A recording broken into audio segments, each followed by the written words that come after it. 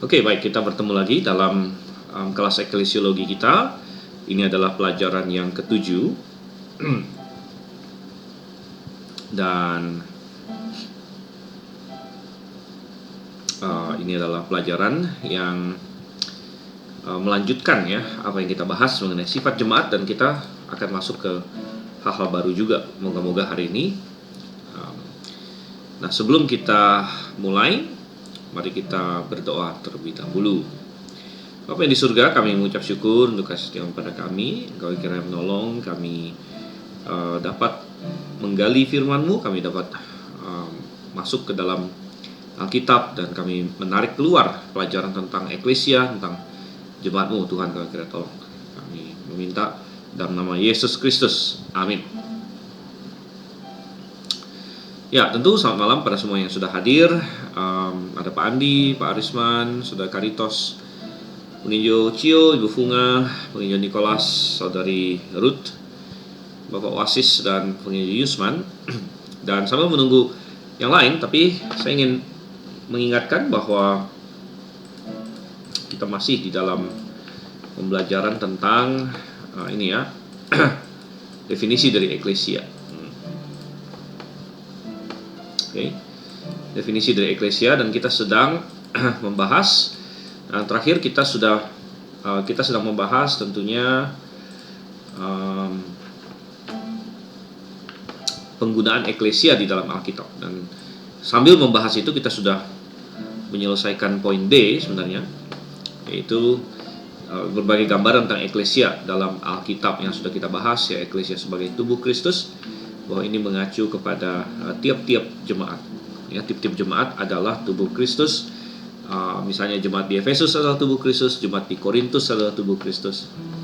Dan itu adalah poin yang dibuat dalam artikel yang sudah saya bagikan minggu lalu, yang ditulis oleh Dr. Thomas Strauss. Ye are the body of Christ. Kalian adalah tubuh Kristus. Ya. Dan mungkin suatu hari nanti saya akan coba terjemahkan artikel itu. Saya tahu itu artikel dalam bahasa Inggris. Mungkin kalau yang bahasa Inggrisnya mumpuni, mungkin cukup memahaminya. Tapi saya ingin coba nanti terjemahkan juga ke bahasa Indonesia, supaya mungkin bagi yang kurang memahami bahasa Inggris bisa juga menikmati analisis yang sangat mendalam dari seorang tokoh teologi yang sangat berbobot di situ ya. Tapi kita sudah bahas ini. Nah, kita akan menyelesaikan hari ini, sebelum kita masuk ke Romawi 3 mengenai asal-usul eklesia, kita akan menyelesaikan pembahasan tentang penggunaan kata eklesia di dalam Alkitab. Dan kita sudah sampai kepada kitab Ibrani yang lalu. Jadi kita mau lanjut ya setelah Ibrani. Coba saya share dulu.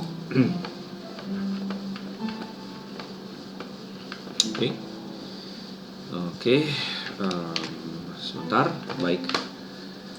Nah, ini setelah kita sampai ke kitab Ibrani, penggunaan Ibrani eklesia ada dua saja, yaitu di Ibrani 2 ayat 12 dan Ibrani 12 ayat 23, itu sudah kita bahas.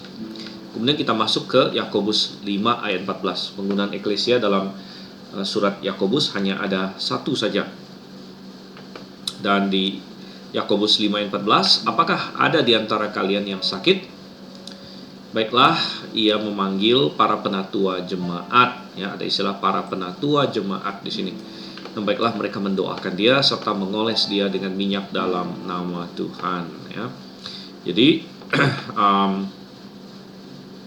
kata jemaat di sini dipakai dalam suatu konstruksi para penatua jemaat. Nah, ini penggunaan apa? Ya jelas ini adalah penggunaan, jelas bukan universal ya, bukan ya.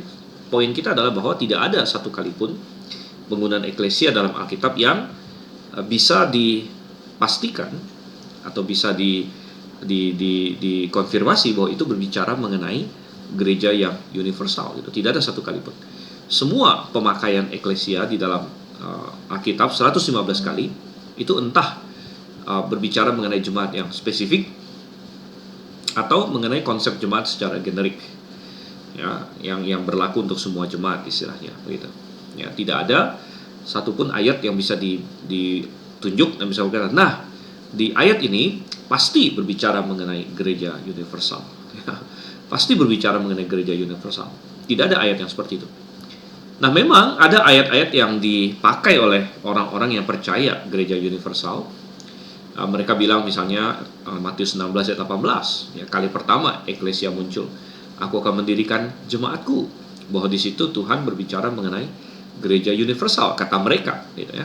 Tapi kita sudah membuktikan bahwa itu tidak perlu dipahami seperti itu.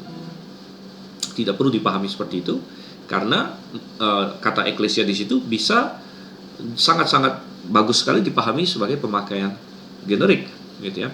Karena kalau kita memahami eklesia di Matius 16 ayat 18 sebagai jemaat universal, ada beberapa hal. Satu, itu bertentangan dengan arti eklesia yang sudah kita tekankan berulang-ulang kali. Dan ada banyak hal lagi. Dua, kenapa istilahnya jemaat seperti apa yang Tuhan ciptakan? Aku akan mendirikan jemaatku, Yesus bilang, ya. Apakah Yesus mendirikan satu jemaat atau dua jemaat? Apakah ada jemaat universal atau jemaat lokal atau dua-duanya? Gitu. Kalau ada dua-duanya, kenapa Yesus hanya menyebut satu jemaat? Aku akan mendirikan jemaatku. Apakah berarti jemaat lokal bukan Yesus yang dirikan? Ya. Jadi itu menjadi sesuatu yang bermasalah sebenarnya di situ. Tetapi kita lihat bahwa aku akan mendirikan jemaatku yang mengacu kepada jemaat secara lokal, tapi itu adalah penggunaan generik di situ. Jadi yang dimaksud adalah semua jemaat, ya, tiap-tiap jemaat, ya, konsep jemaat itu sendiri itu adalah Tuhan yang dirikan di situ. Nah, di Yakobus 5 ayat 14 kembali kita lihat ini tidak mungkin mengacu kepada jemaat universal, karena jemaat universal tidak ada penatuannya. Baiklah ia memanggil para penatua jemaat. Jadi ini berbicara mengenai orang yang sakit, ya. Apakah ada di antara kalian yang sakit? Baiklah yang memanggil para penatua jemaat. Sekali lagi, jemaat universal tidak ada penatuannya. Di mana? Kalau misalnya Anda sakit, Anda akan memanggil penatua jemaat universal. Di mana? Di mana alamatnya? Di mana nomor teleponnya? Tidak ada. Ini pasti mengacu kepada jemaat lokal, pasti, ya. Dan jemaat lokal yang mana yang dimaksud? Ya, secara spesifik di sini jemaat lokal tempat orang yang sakit itu berada. Ya, jadi tentu ini bisa diberlakukan kepada semua orang dan semua jemaat, ya.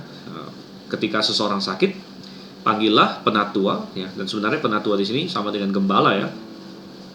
Panggillah para penatua, para gembala dari jemaat lokal tempat Anda bergabung di situ, ya, tempat Anda bergabung. Ya. Jadi ini adalah penatua yang dia kenal tentunya dan bisa dipanggil. Oke, jelas sekali, ya. Yakobus 5 ayat 14. Kemudian kita melihat 3 Yohanes ayat yang ke-6. Jadi dari Yakobus kita masuk ke surat-surat Yohanes, dan ternyata di 1 Yohanes dan 2 Yohanes tidak ada penggunaan eklesia. Kata eklesia tidak dipakai, tetapi muncul di 3 Yohanes, dan 3 Yohanes muncul 2 kali. Yang pertama di ayat yang ke-6. Ayat yang ke-6 dikatakan di situ, ya, 3 Yohanes ayat 6. Ini saya kasih sedikit konteks deh dari ayat 5-nya.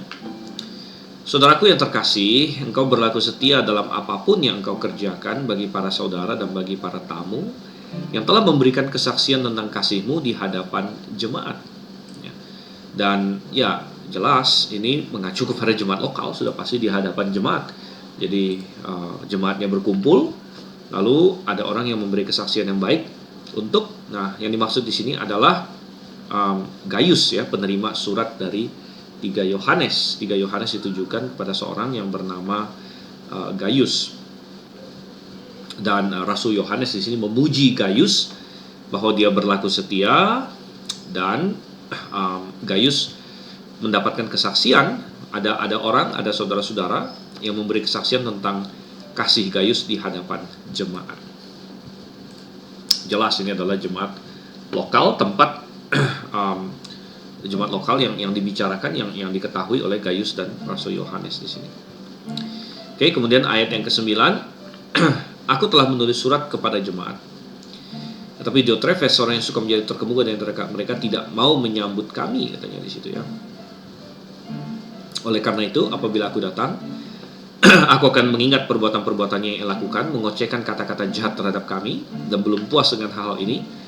Bukan saja ia sendiri tidak mau menyambut para saudara itu, ia juga melarang orang-orang yang maju dan mengusir mereka dari gereja, ya mestinya dari jemaat juga ya. Oke, jadi eklesia juga di sini dua kali di sini ya. Tapi ini jemaat juga pasti adalah jemaat yang jelas, yang lokal. Aku telah menulis kepada jemaat.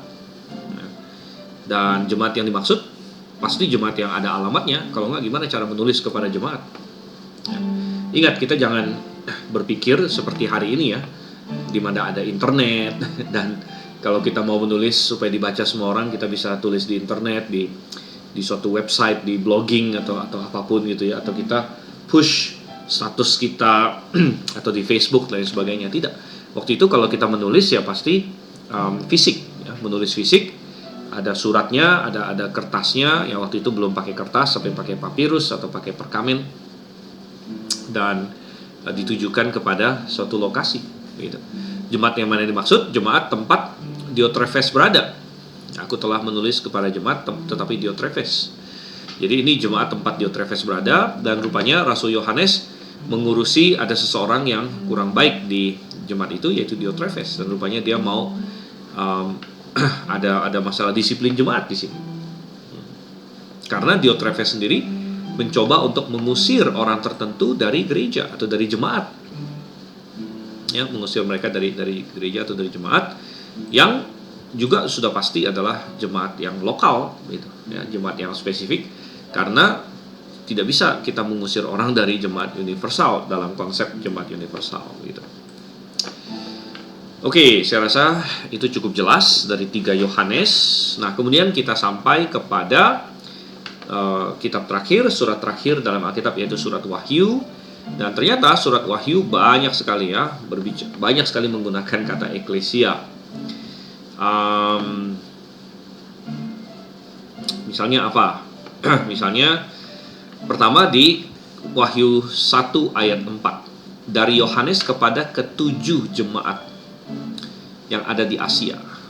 Ketujuh jemaat yang ada di Asia. Nah, ini sudah pasti bukan jemaat universal ya, ini adalah jemaat lokal yang spesifik, lokasinya ada, mereka di Asia, di kota-kota tertentu. Nanti akan dispesifikkan kota-kotanya lebih lanjut lagi.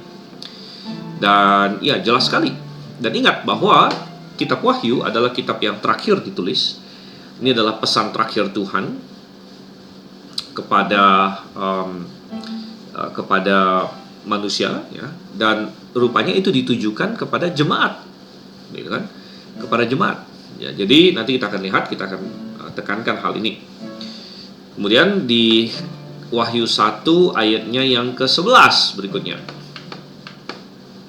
ya, aku adalah Alfa dan Omega, yang pertama dan yang terakhir, dan apa yang engkau lihat tuliskanlah ke dalam suatu kitab dan kirimkanlah kepada ketujuh jemaat yang di Asia ya. Bahkan disebut di sini lokasinya kepada Efesus, kepada Smyrna, kepada Pergamus, kepada Tiatira, kepada Sardis, kepada Philadelphia, dan kepada Laodikia ya. Jadi pada masa itu rupanya ada 7 jemaat di 7 lokasi ini yang disebut ya. Jadi sangat spesifik ya, ada lokasinya. Dan kadang-kadang saya ada orang yang mungkin bertanya bahwa memang kata gereja universal tidak ada dalam Alkitab. Ya, itu benar ya. Gereja universal tidak ada dalam Alkitab. Istilahnya tidak ada. Tetapi mereka bertanya, ada yang bertanya, bagaimana dengan istilah gereja lokal? Bukankah gereja lokal atau jemaat lokal juga tidak ada istilahnya dalam Alkitab? Nah, memang saya akui bahwa tidak ada kata atau istilah jemaat lokal di dalam Alkitab. Tetapi ada istilah jemaat di Efesus, ada istilah jemaat di Korintus, ada istilah jemaat di Smyrna, jemaat di Pergamus, dan sebagainya. Ya, jadi kita tidak perlu ada istilah jemaat lokal, tapi jemaat di Efesus itu sudah menunjukkan jemaat lokal, karena Efesus adalah nama lokasi, Smyrna adalah nama lokasi. Jadi istilah jemaat lokal itu kuat di dalam Alkitab, ya, karena memang ada kata jemaat, kemudian ada lokasinya. Gitu. Ya. Oke, dan ini ada 7 lokasi di sini, ada 7 jemaat ya. Oke, kita lihat lagi di dalam Wahyu 1 ayat yang ke-19 dan 20. Terutama 20. Rahasia ke-7 bintang yang kau lihat. Nah, ini sedikit-sedikit eksegesis Wahyu juga ya. Saya juga sering mengajar eksegesis Wahyu ya dulu. Tapi rahasia ketujuh bintang yang kau lihat pada tangan kananku dan ketujuh tempat kandil emas itu, ketujuh bintang itu adalah malaikat-malaikat ketujuh jemaat. Nah, sekali lagi ada istilah ketujuh jemaat, jadi pasti jemaat yang spesifik, jemaat yang tadi disebut itu.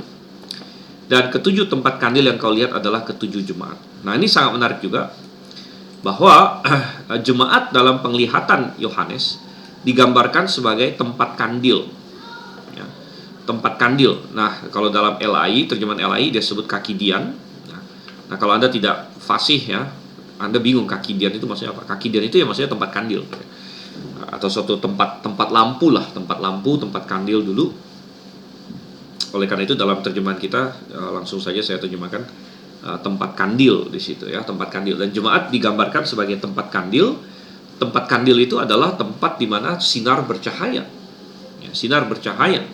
Jadi jemaat digambarkan sebagai tempat sinar bercahaya di dalam kegelapan dunia ini. Ya. Dan ini sangat cocok sekali ya, karena sebenarnya yang adalah terang dunia itu adalah Yesus Kristus. Ya. Yesus adalah terang dunia. Nah, kita juga adalah terang dunia, orang percaya, karena Yesus ada dalam hati kita. Dalam Matius dikatakan, ya, Tuhan berkata kepada murid-muridnya, kalian adalah garam dunia, kalian adalah terang dunia. Ya. Jadi, nah, kita adalah terang dunia, tapi kita bukan terang dari diri kita sendiri. Kita terang karena ada Yesus dalam diri kita. Nah, jemaat, ya, jemaat bukan terang itu sendiri juga, tapi jemaat adalah tempat kandil. Ya, jemaat adalah tempat kandil. Jemaat menjadi wadah di mana terang itu bisa bercahaya. Karena jemaat adalah tempat orang-orang yang percaya Yesus berkumpul, ya, dan jemaat juga adalah tubuh Kristus. Ya, jadi jemaat memfasilitasi kebenaran dan terang firman Tuhan terpancarkan. Ya. Okay. Kemudian ada istilah malaikat-malaikat ketujuh jemaat. Nah, ini menarik ya. Nah, kata malaikat itu dari kata angelos. Angelos di sini dalam bentuk jamak jadi angeloi, ya, dan nanti kita akan melihat. Nah, langsung saja deh, ya, langsung saja di Wahyu 2 ayat 1, mana kata eklesia muncul lagi ya, kepada malaikat jemaat di Efesus. Nah, sekali lagi tentu jemaat di sini adalah jemaat yang lokal karena disebut lokasinya jemaat di Efesus. Ya. Tapi ada istilah malaikat jemaat di Efesus. Nah, ini menimbulkan pertanyaan memang ya. Ada perpaduan antara angelologi, eklesiologi. Jadi apa maksudnya malaikat jemaat di Efesus? Saya rasa secara gamblang atau secara simple ada dua pandangan mengenai ini. Ya, tentu bisa ada lebih lagi, tapi dua yang mungkin utama atau banyak didengar gitu ya. Yang pertama adalah konsep bahwa malaikat jemaat di Efesus ini maksudnya malaikat yang dimaksud adalah malaikat dalam pengertian makhluk sorgawi, ya. Sebagaimana kalau kita hari ini berbicara malaikat, gitu, ya. Saya melihat malaikat, ya. Saya melihat malaikat, ya. Jadi atau ya malaikat itu kayak makhluk sorgawi itulah, kayak Gabriel, Mikael dan lain sebagainya. Dan dalam konsep ini berarti tiap-tiap jemaat itu punya kayak semacam malaikat pelindung mungkin ya, malaikat pelindung atau malaikat yang melayani jemaat itu. Gitu. Nah, saya nggak tahu ya apakah jemaat Grafe ada malaikat pelindungnya atau jemaat yang lain lagi, gitu kan? Ada malaikat pelindungnya atau bagaimana? Gitu. Tetapi ya di sini malaikat jemaat di Efesus. Nah, cuman pandangan ini agak-agak sulit ya, agak-agak sulit bermasalah karena nomor satu, kalau yang dimaksud ini adalah malaikat makhluk sorgawi, bagaimana caranya Rasul Yohanes menulis kepada jemaat itu, ya kan? Katakan kepada malaikat jemaat di Efesus, tuliskanlah, gitu ya, tuliskanlah. Gimana caranya menulis kepada malaikat? Kalau kita taruh ke kantor pos juga bingung menyampaikannya, gitu ya. Ya, nomor dua adalah kesulitannya adalah bahwa tuliskanlah kepada malaikat jemaat di Efesus. Lalu Tuhan berbicara kepada malaikat ini dan kadang-kadang memuji dia dan kadang-kadang menegurnya juga, begitu. Ya, misalnya kepada malaikat jemaat di Efesus tuliskan, lalu Tuhan puji ya, ayat 2, aku tahu pekerjaan-pekerjaanmu. Mu di sini kan singular ya, mengacu kepada malaikatnya. Jeri lelahmu, ketekunanmu bahwa engkau tidak dapat sabar. Oke, kalau pujian mungkin masih oke lah ya. Tapi ada juga ya, misalnya di ayat yang ketiganya, coba saya tambahkan lagi konteks ya. Ayat 4-nya. Namun demikian aku memiliki celaan terhadap engkau. Aku memiliki celaan terhadap engkau. Ya. Jadi kalau ini adalah malaikat yang apa tadi kita bilang yang sorgawi itu, makhluk sorgawi itu, ya, yang kayak Gabriel atau Mikael itu, maka sulit untuk dipahami kenapa Tuhan mencela malaikat ini, gitu. Seolah-olah apa yang terjadi di jemaat Efesus ini yang kurang bagus, ya, bahwa mereka meninggalkan kasih mula-mula dan sebagainya, kok sepertinya salah dari malaikat ini, gitu. Ya, jadi agak-agak sedikit kurang nyambung, gitu ya, kurang nyambung, sulit untuk memahaminya seperti itu. Oleh karena itu, istilah malaikat jemaat di sini, istilah malaikat jemaat mengacu kepada mengacu kepada pembawa berita, karena istilah angeloi, ya, istilah angeloi, coba saya ya.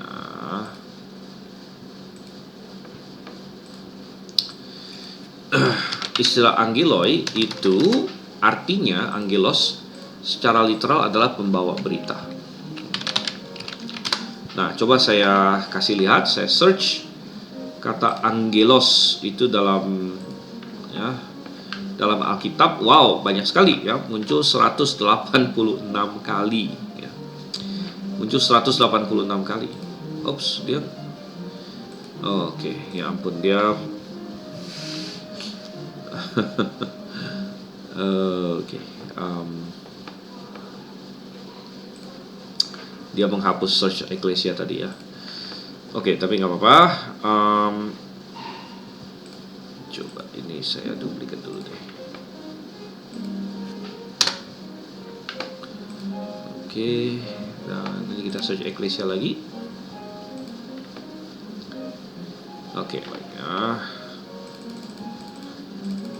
Dan balikin ke Wahyu tadi ya. Oke, istilah angelos itu muncul lebih dari muncul sekitar 186 kali ya. Wow, banyak sekali ya.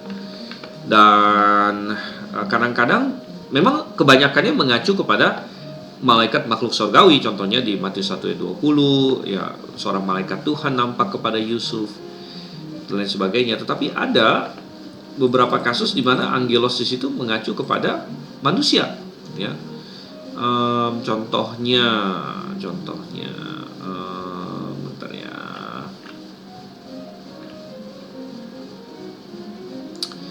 Ya, yang saya ingat ada yang saya paling ingat ada di 2 Korintus. Oke, nah ini 2 Korintus pasal ini ya. Oh sorry, 2 Korintus itu apostolos ya, bukan angelos yang mengacu kepada manusia ya. Wah ini bentar ya, saya tidak saya persiapkan tadi.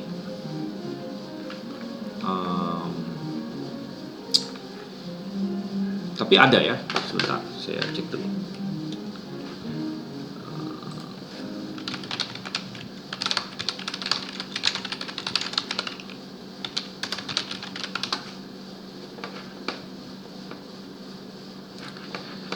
Oke, coba kita lihat contohnya di coba kita lihat di sini. Contohnya di misalnya Matius 11 ayat 10 di sini. Oke. Matius 11 ayat 10. Sebab dia inilah yang tentangnya ada tertulis. Lihat, aku menyuruh utusanku mendahului engkau. Nah, ini sebenarnya mengacu kepada Yohanes Pembaptis ya. Lihat, aku menyuruh utusanku mendahului engkau yang akan mempersiapkan jalanmu di hadapanku. Kata utusan di sini itu dari kata angelon ya. Jadi angelos ya maksudnya adalah pembawa berita, ya, penyiar berita, penyiar, karena itu adalah tugasnya Yohanes Pembaptis. Dia harus di depan dan menyerukan sesuatu, gitu kan. Jadi utusanku di sini. Jadi angelos mengacu kepada Yohanes Pembaptis. Jadi kata angelos bisa mengacu kepada manusia di sini. Coba kita lihat lagi. Contoh lain ada di dalam Lukas ya, coba kita lihat. Oke, Lukas 7 ayat 24. Coba kita lihat di sini ya, Lukas 7 ayat yang ke-24. Lalu setelah utusan-utusan Yohanes itu pergi. Jadi waktu itu Yohanes mengutus beberapa orang muridnya untuk menanyai Tuhan Yesus, mengenai siapa Tuhan Yesus intinya.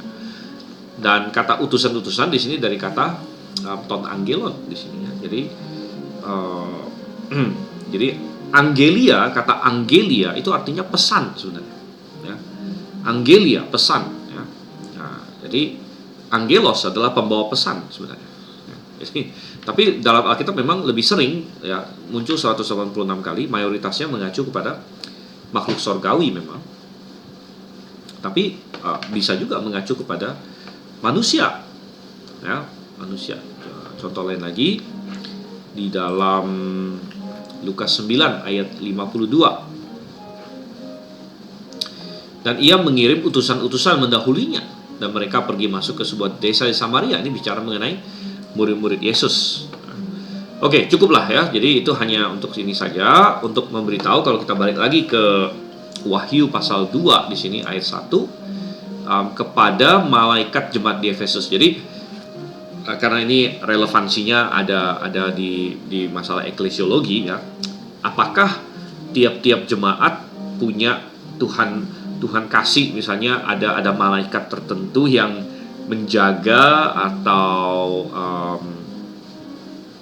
menjaga suatu jemaat ya, suatu gereja. Apakah Tuhan menugaskan ya malaikat-malaikat tertentu untuk melayani jemaat tertentu? Maka jawaban kita bahwa pertanyaan itu tidak bisa diselesaikan berdasarkan Wahyu 2 ayat 1 maupun yang di ayat-ayat lain di pasal 2 dan pasal 3 di situ ya. Karena bukan hanya ada kepada malaikat jemaat di Efesus, nanti kepada tiap-tiapnya juga ada kepada malaikat jemaat di Smyrna, kepada malaikat jemaat di Pergamus, kepada malaikat jemaat di Tiatira dan seterusnya. Itu kan satu-satu akan disebut ya. Tapi kita bilang bahwa malaikat yang dimaksud di Wahyu 2 ayat 1, Wahyu 2 ayat 8 dan seterusnya itu bukan mengacu kepada malaikat makhluk sorgawi ya, tetapi penafsiran yang paling baik adalah bahwa ini mengacu kepada manusia ya, utusan Tuhan untuk jemaat di Efesus, pembawa pesan Tuhan untuk jemaat di Efesus.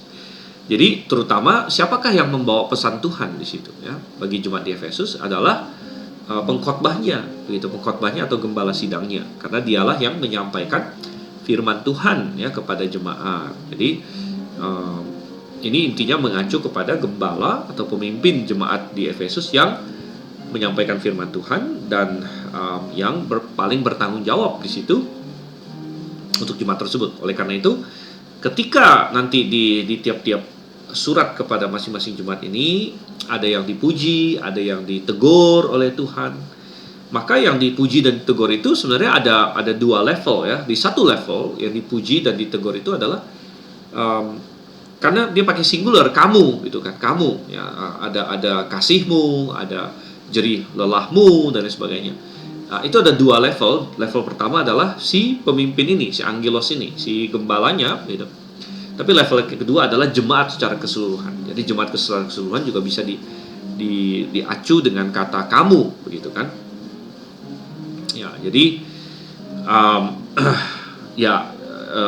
jadi ini tidak menjawab ya, tidak menjawab apakah ada malaikat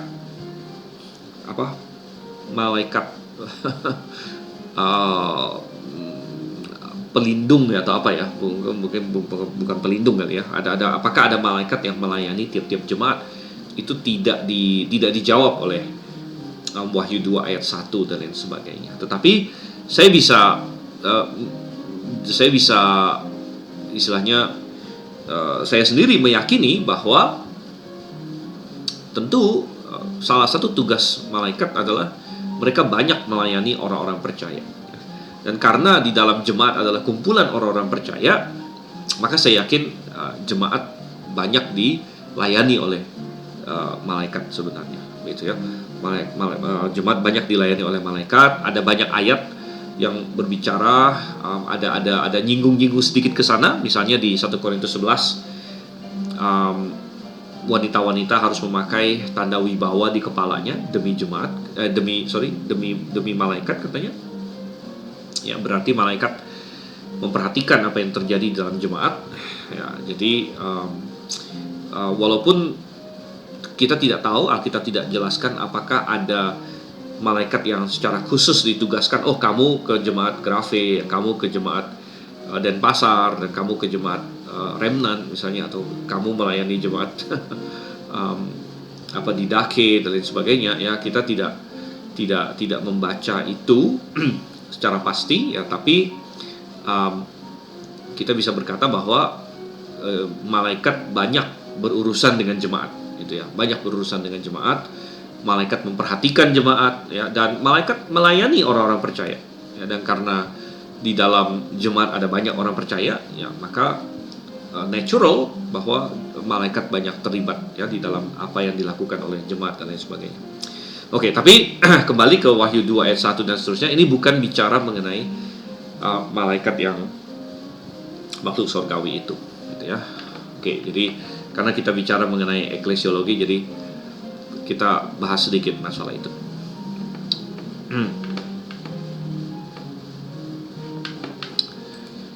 Oke, ada pertanyaan ya dari Bapak Alyong.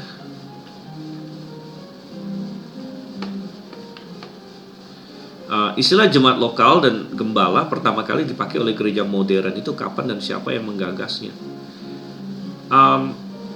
Saya rasa istilah gembala itu sudah dipakai dari Alkitab, ya, bukan baru dipakai di gereja modern gitu, ya. Nanti kita akan sampai ke ayat-ayatnya, gitu ya. Jadi istilah gembala itu sudah dipakai dari Alkitab, ya. Walaupun ya mungkin lebih ke arah menggunakan kata kerja, ya, menggembalakan, ya. Contohnya ada di kita lihat di sini, contohnya ada di 1 Petrus 5 ayat 3. Tuhan Yesus disebut sebagai gembala agung dari domba-domba, contohnya, ya. Jadi coba kita lihat di sini. Jadi 1 Petrus 5 ayat 1, aku menasihatkan para penatua di antara kalian. Jadi ini istilah penatua, ya. Aku sebagai sesama penatua, ini saya gedein dikit ya biar kelihatan jelas. Aku sebagai sesama penatua dan saksi akan penderitaan-penderitaan Kristus dan peserta dalam kemuliaan yang akan kelak dinyatakan, gembalakanlah kawanan domba Allah yang ada pada kalian. Jadi para penatua disuruh menggembalakan, gitu ya. Jadi makanya kita bilang istilah gembala dengan penatua itu sama, gitu ya. Sambil mengawasi mereka bukan karena terpaksa melainkan dengan sukarela, bukan juga demi keuntungan melainkan dengan kesiapan hati, bukan juga seolah-olah ingin berkuasa atas milik pusaka Allah, melainkan menjadi teladan bagi kawanan domba itu, ya. Maka pada waktu sang gembala agung menampakkan diri, jadi ya, ini ada istilah gembala agung mengacu pada Yesus Kristus, ya. Kalian akan menerima mahkota kemuliaan yang tidak dapat layu. Jadi ya, apa yang ingin dikatakan oleh Petrus di sini adalah bahwa domba-domba itu milik sang gembala agung, tetapi orang-orang yang melayani Tuhan, ya, sebagai penatua, ya, itu membantu, ya, atau mengemban tugas menggembalakan kawanan domba di bawah otoritas dari sang gembala agung itu, ya, di bawah otoritas dari Yesus. Yesus sang gembala agung, ya, tetapi para penatua yang melayani Tuhan membantu atau ya menjalankan tugas dari sang gembala agung untuk menggembalakan kawanan domba Allah. Oleh karena itu tidak heran bahwa ya lalu disebut gembala juga, begitu kan, ya. Penatua disebut penatua, kemudian disebut penilik, kemudian disebut gembala juga, ya. Jadi karena ada istilah-istilah seperti ini gitu ya. Jadi saya rasa kalau ditanya gembala itu bukan istilah modern gitu ya. Bukan istilah modern, bahkan ini istilah yang dari abad pertama gitu, istilah dari abad pertama. Dan kita bilang bahwa istilah gereja lokal juga sangat awal ya, istilah di dalam Alkitab sendiri tidak ada istilah lokal, tetapi ada lokasinya disebut ya, jemaat di Efesus, jemaat di Smyrna, itu kan jemaat di suatu lokasi gitu kan. Jadi ya itu sangat jelas di sini ya. Oke, lalu pertanyaan dari saudara Ruth ya, Pak, maaf mau tanya, kalau gembala seperti Pak Soento dan gembala lainnya boleh disebut malaikat atau tidak? Ya, sebenarnya bisa begitu ya. Gembala bisa disebut sebenarnya ya malaikat atau disebut pembawa pesan ya, pembawa pesan dari Tuhan. Nah, tetapi ada satu hal yang menarik di sini ya. Satu hal yang menarik adalah bahwa kalau kita masih ingat di Kisah Rasul pasal 20, di mana Paulus memanggil para penatua dari Efesus ya. Para penatua dari Efesus, ya saya inginkan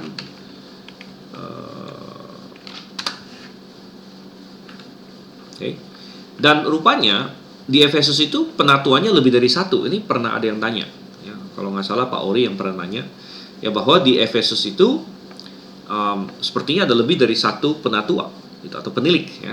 Contohnya saya bacakan di Kisah Rasul 20 ayat 28. Oleh sebab itu jagalah diri kalian sendiri ya, jadi kalian, jadi lebih dari satu orang ya, dan seluruh kawanan yang atasnya Roh Kudus telah menetapkan kalian sebagai penilik-penilik. Jadi jamak di sini. Tapi kembali ada istilah untuk menggembalakan. Jadi ya, penilik dan gembala itu satu jabatan sebenarnya. Dan di atas mereka disebut penatua. Ya, memanggil ayat 17 dari Miletus yang mengirim pesan ke Efesus, memanggil para penatua jemaat di sana. Nah, yang sangat menarik adalah bahwa di dalam jemaat Efesus sepertinya ada lebih dari satu penatua ya, sebagaimana jelas dari Kisah Rasul 20. Tetapi sampai kepada kitab Wahyu ya, sesuai dengan tadi yang kita bicarakan mengenai penafsiran kata angelos di sini, bahwa ini mengacu kepada gembalanya atau pengkhotbahnya atau pembawa ininya, pembawa beritanya begitu ya. Tapi dia memakai singular begitu. Nah, sehingga ada beberapa kemungkinan ya. Karena ingat bahwa Kisah Rasul pasal 20 itu terjadi sekitar tahun 50-an. Ya, tahun 50-an Masehi. Sedangkan kitab Wahyu ditulis sekitar tahun 90-an. Jadi memang waktunya berbeda. Jadi situasi Efesus mungkin juga berbeda. Sehingga ada kemungkinan apakah di tahun 50-an di Jemaat Efesus ada lebih dari satu penatua, sedangkan sampai dengan tahun 90-an tinggal satu penatua, itu kan, tinggal satu gembala gitu ya. Atau yang lebih mungkin bagi saya adalah bahwa ini mengajarkan kepada kita, sekalipun ada mungkin lebih dari satu gembala, ya, tetap ada gembala yang Tuhan anggap paling bertanggung jawab, gitu ya. Nah, makanya di Wahyu 2 ayat 1 dia singular aja, gitu. Ya, istilahnya tetap ada pemimpinnya lah, begitu ya. Tetap ada pemimpinnya, ya. Jadi kalau kita lihat di ya contohnya ya misalnya di Grafe begitu kan, di Grafe kita ada 3 gembala sudah cukup lama. Memang waktu Grafe pertama didirikan gembalanya hanya Pak Suhento ya. Belakangan saya ikut menjadi salah satu gembala, dan kemudian ada gembala Andrew juga bergabung menjadi tim gembala gitu kan ya. Namun artinya ya tetap ada pemimpinnya begitu, tetap ada pemimpinnya, yaitu Gembala Suhento sebagai gembala senior gitu ya. Nah, memang Gembala Suhento juga sudah menyatakan di HUT yang ke-30 bahwa kita sedang dalam masa transisi ya, karena beliau nanti akan, karena faktor umur dan lain sebagainya, nanti akan istilahnya beralih ya ke bentuk-bentuk pelayanan yang lain ya, bukan berarti tidak melayani Tuhan lagi gitu kan ya, dan sedang masa transisi ya, tetapi istilahnya adalah sebenarnya ini suatu, karena pertanyaan ini bagus ya, karena sudah banyak dibahas gitu dalam berbagai forum dan buku-buku teologi ya, kenapa Angelo di Efesus itu singular di sini ya, sedangkan istilahnya penatua di Efesus itu lebih dari satu di Kisah Rasul pasal 20. Memang sih ada jarak 40 tahun. Jadi sekali lagi ada juga kemungkinan lain bahwa tadinya gembalanya banyak, lalu setelah 40 tahun gembalanya tinggal satu gitu ya. Tapi saya melihat lebih mungkin adalah bahwa di dalam suatu jemaat bisa ada lebih dari satu gembala, tapi tetap ada gembala yang paling bertanggung jawab istilahnya. Begitu ya, gembala yang paling bertanggung jawab ya, kita bisa sebut dia gembala senior atau apalah begitu istilahnya. Karena kenapa? Ini juga cocok ya, artinya sama seperti dalam rumah tangga, tidak mungkin pemimpinnya itu dua orang ya, suami dan istri sama-sama pemimpin gitu kan. Di dalam suatu negara juga tidak mungkin istilahnya misalnya presidennya ada dua atau tiga atau empat, kan nggak mungkin juga ya, pasti ada yang menjadi paling bertanggung jawab lah istilahnya begitu. Oke, baik ya, jadi itu pertanyaan di situ ya. Nah kemudian kita lihat lagi Wahyu pasal 2 ayat yang ke-7, kita lihat di sini. Dikatakan di sini, siapa mempunyai telinga, hendaklah ia mendengar apa yang Roh katakan kepada jemaat-jemaat. Oke, ini pemakaian jamak, jadi sudah pasti bukan mengacu pada jemaat universal. Dan pernyataan ini akan diulang 7 kali ya. Siapa mempunyai telinga, hendaklah ia mendengar apa yang dikatakan Roh kepada jemaat-jemaat. Nanti kita akan lihat signifikansinya itu. Oke, kemudian Wahyu 2 ayat 8. Nah ini lanjut ke jemaat selanjutnya, kepada malaikat jemaat di Smyrna. Jadi semua yang tadi kita bicarakan soal Efesus berlaku juga di sini. Malaikat jemaat di Smyrna, angelosnya, gembalanya atau pengkhotbahnya di sini. Ya. Dan di ayat 11 mengulangi, siapa mempunyai telinga hendaklah ia mendengar apa yang Roh katakan kepada jemaat-jemaat. Oke, dan pasal 2 ayat 17, ayat 12, pasal 2 ayat 12, kepada malaikat jemaat di Pergamus. Oke, mengulangi. Kemudian di ayat 17-nya, siapa mempunyai telinga hendaklah ia mendengar apa yang Roh katakan kepada jemaat-jemaat. Ini sudah ketiga kalinya. Ini kemudian Wahyu 2 ayat 18, dan kepada malaikat jemaat di Tiatira. Oke, ini jemaat keempat ya, Tiatira. Nah, tapi di Tiatira dia ada satu pemakaian jemaat eklesia yang di tengah-tengah, itu ayat 23. Jadi di Tiatira Tuhan menegur ya, Tuhan menegur gembalanya di situ karena mengizinkan seorang perempuan yang nggak benar, yang disebut wanita Isabel, untuk mengajar ya. Dan jadi wanita Isabel itu akan Tuhan hukum katanya di situ ya. Dan anak-anaknya akan aku bunuh dengan kematian. Dan semua jemaat-jemaat ya, semua jemaat-jemaat sekali lagi akan mengetahui bahwa akulah yang menyelidiki batin dan hati ya. Nah, jadi semua jemaat, berarti jemaat ada lebih dari satu ya. Ini juga sudah pasti mengacu kepada jemaat lokal ya.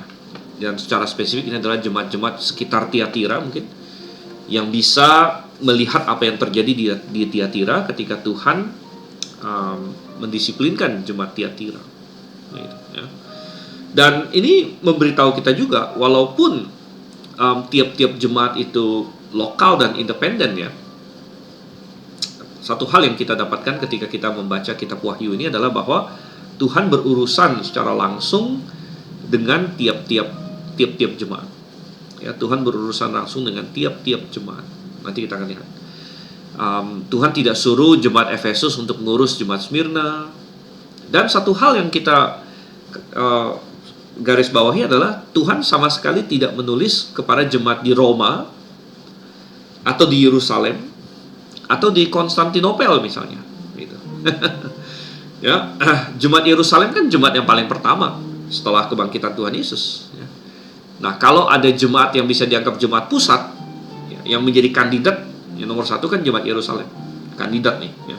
Ini jemaat pusat gitu. Tapi ternyata tidak ya, Tuhan tidak menulis kepada jemaat Yerusalem.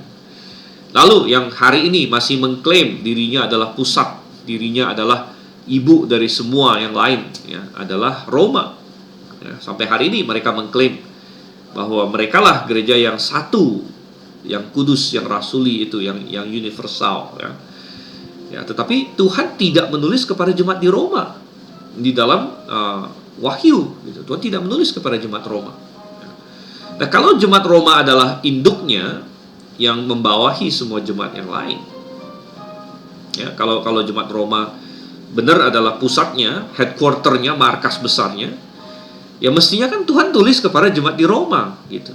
Ya, ya tapi Tuhan tidak menulis kepada jemaat di Roma sama sekali. Gitu. Nah, ini mengindikasikan bahwa jemaat Roma tidak memiliki status yang lebih daripada jemaat-jemaat yang lain, ya sama sekali tidak. Lalu di abad 11 kan terjadi skisma, perpecahan waktu itu. Kerajaan Romawi pecah ya, barat dan timur. Lalu ada gerejanya pecah ya, jadi Roma Katolik di sebelah barat, kemudian di timurnya ada Ortodoks ya, yang pusatnya di Konstantinopel ya, sampai hari ini Konstantinopel, Istanbul sama. Ya, dan juga tidak ditulis kepada jemaat di Konstantinopel atau di mana gitu ya. Nah, Tuhan menulis kepada 7 jemaat di Asia Kecil. Nah, tentu ada banyak orang yang bertanya ya, kenapa 7 jemaat ini yang dituju gitu kan? Ada kenapa 7 jemaat ini yang dituju? Dan jawabannya simpel saja ya. Ya karena 7 jemaat ini pesan Tuhan untuk kepada mereka, Tuhan anggap bisa bermanfaat untuk semua jemaat di sepanjang zaman ya. Jadi walaupun Tuhan tidak tulis kepada semua jemaat ya, karena itu bisa banyak sekali tentunya, tapi 7 ini perwakilan ya, 7 ini adalah perwakilan. 7 ini adalah jemaat yang real, ini bukan jemaat bohong-bohongan ya, ini bukan figuratif ya, ini real ya, ini real, ini benar. Ada 7 jemaat di 7 kota yang real ini, tapi mereka dipilih sebagai representatif ya, perwakilan dari banyak jemaat, semua jemaat yang ada. Dan pesan Tuhan kepada mereka, pujian Tuhan, teguran Tuhan, janji-janji Tuhan kepada 7 jemaat ini representatif juga gitu ya. Jadi semua jemaat bisa belajar dari itu semua dan menerapkan hal-hal yang relevan bagi kondisi tiap-tiap jemaat istilahnya. Oke ya. Nah, kita tidak melihat bahwa Tuhan menulis kepada sinode. Nah, tidak ada sinode ya. Bahwa ada pusat sinode di Efesus, lalu dia suruh ngurusin yang lain, enggak ya. Sekali lagi, tiap-tiap jemaat berurusan langsung dengan Tuhan, karena kepala jemaat ialah Kristus. Jadi Kristus adalah kepala jemaat Efesus. Maka ketika Efesus meninggalkan kasih mula-mula, Tuhan yang tegur langsung ya. Kemudian jemaat di Smyrna ya, jemaat Smyrna, kepala jemaat Smyrna adalah Tuhan Yesus. Dan ketika Smyrna mengalami penganiayaan, ya Tuhan Yesus yang kuatkan mereka. Ya. Para jemaat di Tiatira seperti yang kita lihat di sini, kepala jemaat Tiatira adalah Yesus Kristus sekali lagi. Ya. Dan ketika di jemaat Tiatira ada dosa, ada berbagai hal, Tuhan campur tangan di situ. Tuhan disiplinkan mereka. Ada yang Tuhan kasih sakit dan ada yang Tuhan ambil nyawanya. Ya, ada yang Tuhan ambil nyawanya. Ya, jadi jangan heran gitu ya, jangan heran ya. Ya itu Tuhan mendisiplinkan jemaatnya begitu ya. Jadi jemaat itu sifatnya lokal dan juga tidak ada ini hierarki di antara satu jemaat dengan jemaat yang lain, tidak ada hierarki. Ya, kita melihat di sini ada independensi di sini antar jemaat ya. Namun sekalipun ada independensi bukan berarti jemaat-jemaat itu saling tidak peduli satu dengan yang lain ya. Nah, ini terlihat di Wahyu 2 ayat 23. bahwa apa yang terjadi di Tiatira sepatutnya dipahami oleh jemaat-jemaat lain. Jadi Tuhan ingin jemaat-jemaat itu saling memperhatikan. Saling memperhatikan. Nah, kalau ada yang butuh bantuan, tolonglah begitu. Walaupun jemaat independen gitu ya. Walaupun jemaat independen, kalau ada yang butuh bantuan, kita tolong. Ya, contohnya Paulus ya di 2 Korintus dia bilang, saya mau pergi ke Yerusalem nih, dan Yerusalem lagi ada kelaparan, jemaat di Yerusalem relatif miskin, mereka dalam kesulitan, sedangkan jemaat-jemaat di Makedonia relatif lebih kaya, ya secara materi mereka lebih berada dan sebagainya. Dan Paulus bilang, ayo kita kasih bantuan, kita kasih sumbangan untuk orang-orang miskin di Yerusalem, ya. Apalagi ya mereka orang Yahudi, ya. Dan kalian bangsa-bangsa non-Yahudi sudah mendapat manfaat ya rohani dari bangsa Yahudi. Ya, kalau gitu kita balikin hal-hal duniawi itu sangat wajar sekali gitu. Jadi jemaat bisa independen tapi saling memperhatikan ya, saling membantu dan sebagainya. Termasuk di sini di Wahyu 2 ayat 23 ya, rupanya Tuhan ingin jemaat-jemaat itu memang saling memperhatikan gitu, sehingga apa yang terjadi di Tiatira itu bakal diketahui oleh jemaat-jemaat lain. Ya, kayak dikatakan, anak-anaknya akan kubunuh dengan kematian, dan semua jemaat-jemaat atau semua jemaat akan mengetahui bahwa akulah yang menyelidiki batin dan hati dan lain sebagainya. Ya, jadi ini Wahyu 2 ayat 23 di sini. Oke, dan dilanjutkan dengan ayat 29. Siapa yang mempunyai telinga hendaklah yang mendengar apa yang dikatakan Roh kepada jemaat-jemaat. Ini sudah yang keempat. Oke, sebelum kita masuk pasal 3, coba saya lihat ada pertanyaan di sini dari Pak Wasis ya. Dalam 3 kali misi penginjilan Paulus di Asia dan Eropa menghasilkan 13 kitab yang ditujukan kepada 7 jemaat di negara Roma, Yunani, dan Turki. Konsep jemaat tersebut ada jemaat lokal dan independen ya. Jemaat lokasi A bukan bagian atau cabang lokasi B ya. Ya, benar ya, benar. 7 jemaat ya. 13 kitab coba kita lihat ya. Ada jemaat Roma, Korintus, Galatia, banyak jemaat itu ya, bukan cuma satu ya. Efesus, Filipi, Kolose, apa lagi ya, Roma, Korintus, Galatia, Efesus, Filipi, Kolose, Tesalonika ya, 7 ya. Ada 7 ya, tapi ingat yang di Galatia itu lebih dari satu jemaat ya. Galatia lebih dari satu jemaat. Kemudian saya percaya bahwa surat Filemon itu ditujukan pada jemaat Laodikia sebenarnya, dan kemudian surat Titus ya ditujukan pada jemaat-jemaat di Pulau Kreta di situ. Oke, tapi itu nggak masalah. Tanya, namun hasilnya banyak masalah terkait pengajaran doktrin, sehingga akhirnya Roma membuat doktrin Kristen universal dengan tujuan supaya penyamaan doktrin. Apakah ini bukannya tujuan mulia bahwa struktur organisasi diperkuat, doktrin disamakan? Oke, baik ya. Ini pertanyaan yang bagus sekali gitu ya. Pertanyaan yang bagus sekali. Bukankah jadi bagus dong ya kan kalau disatukan gitu kan dengan doktrin universalnya. Akhirnya semua gereja kayak masuk ke satu organisasi, masuk ke satu wadah begitu, sehingga satu, struktur organisasi diperkuat, dan dua, doktrin disamakan.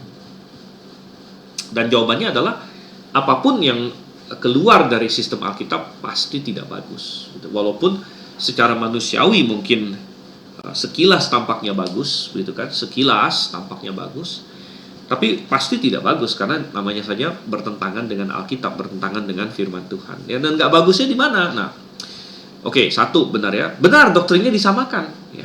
Tetapi apakah akan disamakan kepada yang benar atau disamakan kepada yang salah, begitu? Nah, ini di sini kan. Dan ya kita bisa lihat sendiri apa hasilnya doktrin Roma itu gitu. Apa hasilnya doktrin Roma itu gitu kan? Dan kalau doktrin itu disamakan dengan cara pemaksaan ya, ujung-ujungnya pasti akan disamakan kepada hal yang salah begitu. Sehingga hari ini Katolik berpegang kepada banyak sekali hal yang sesat gitu ya.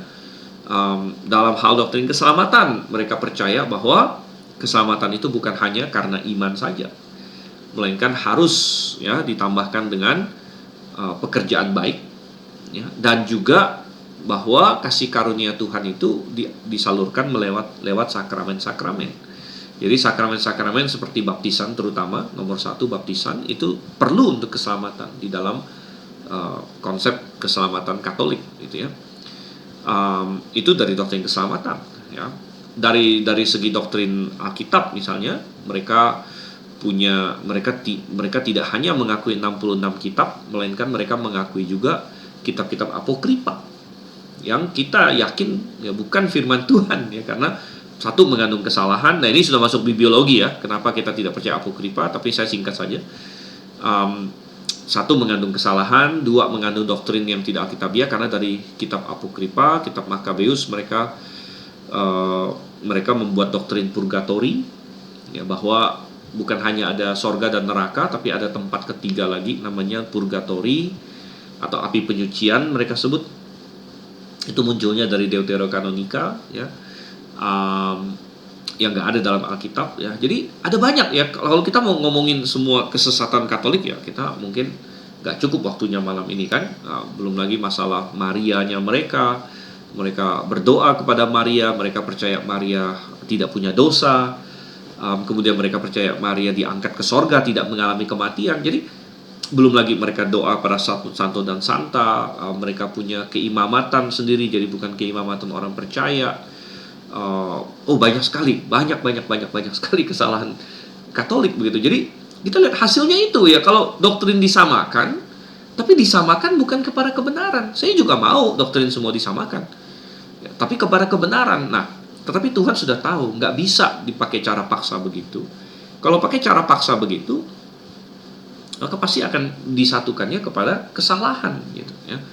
Disatukannya kepada kesalahan, karena kebenaran itu tidak pernah bisa dipaksakan. Ketika kita mulai mau memaksakan kebenaran, pada saat itu juga kita sudah berada pada kesalahan sebenarnya, ya. Dan oleh karena itu, ya kayak misalnya saya percaya apa ya doktrin yang saya pegang ini benar, gitu kan. Tapi kalau saya mulai paksakan itu, ya itu sudah ciri khas atau menjadi tanda-tanda bahwa jangan-jangan saya salah, gitu, ya. Dan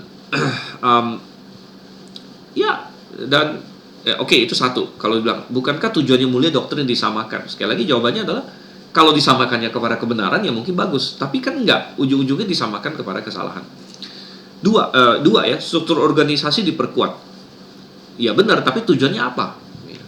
Tujuannya apa? Kalau doktrinnya salah, lalu bahkan Injil keselamatan yang diberitakan adalah Injil yang lain, maka semakin kuat organisasinya, semakin parah, gitu.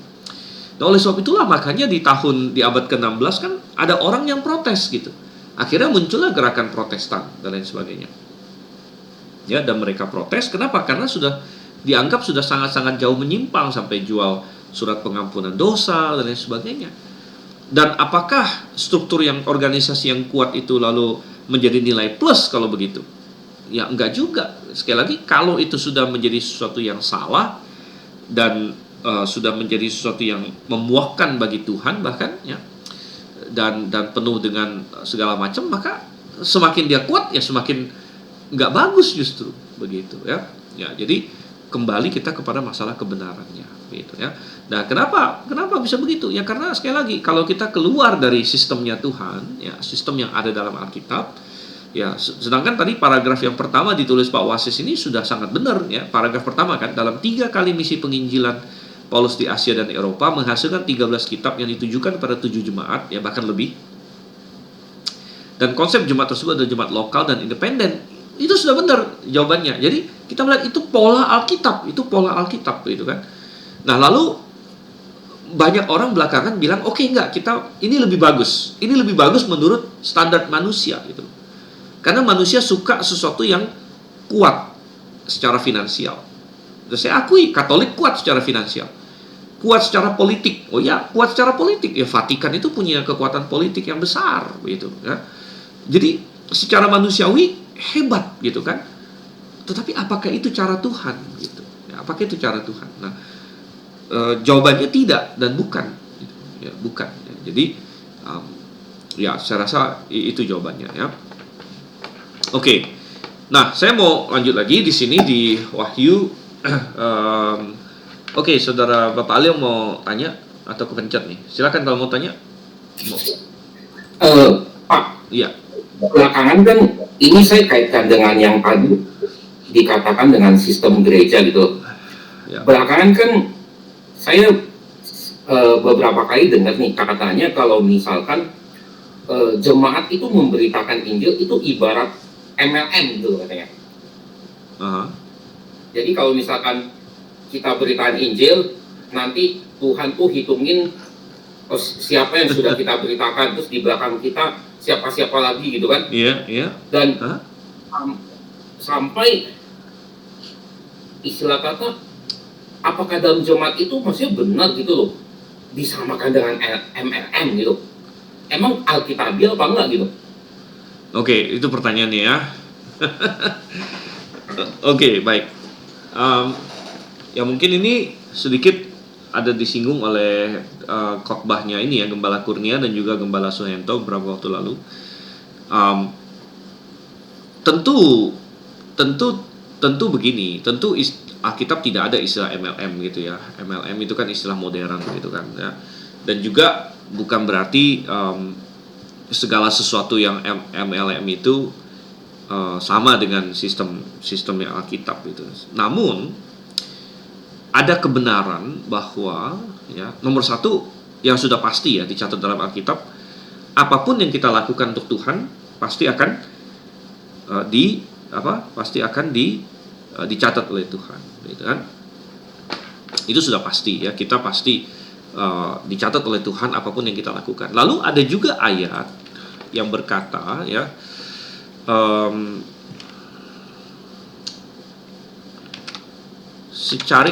secangkir, nah ini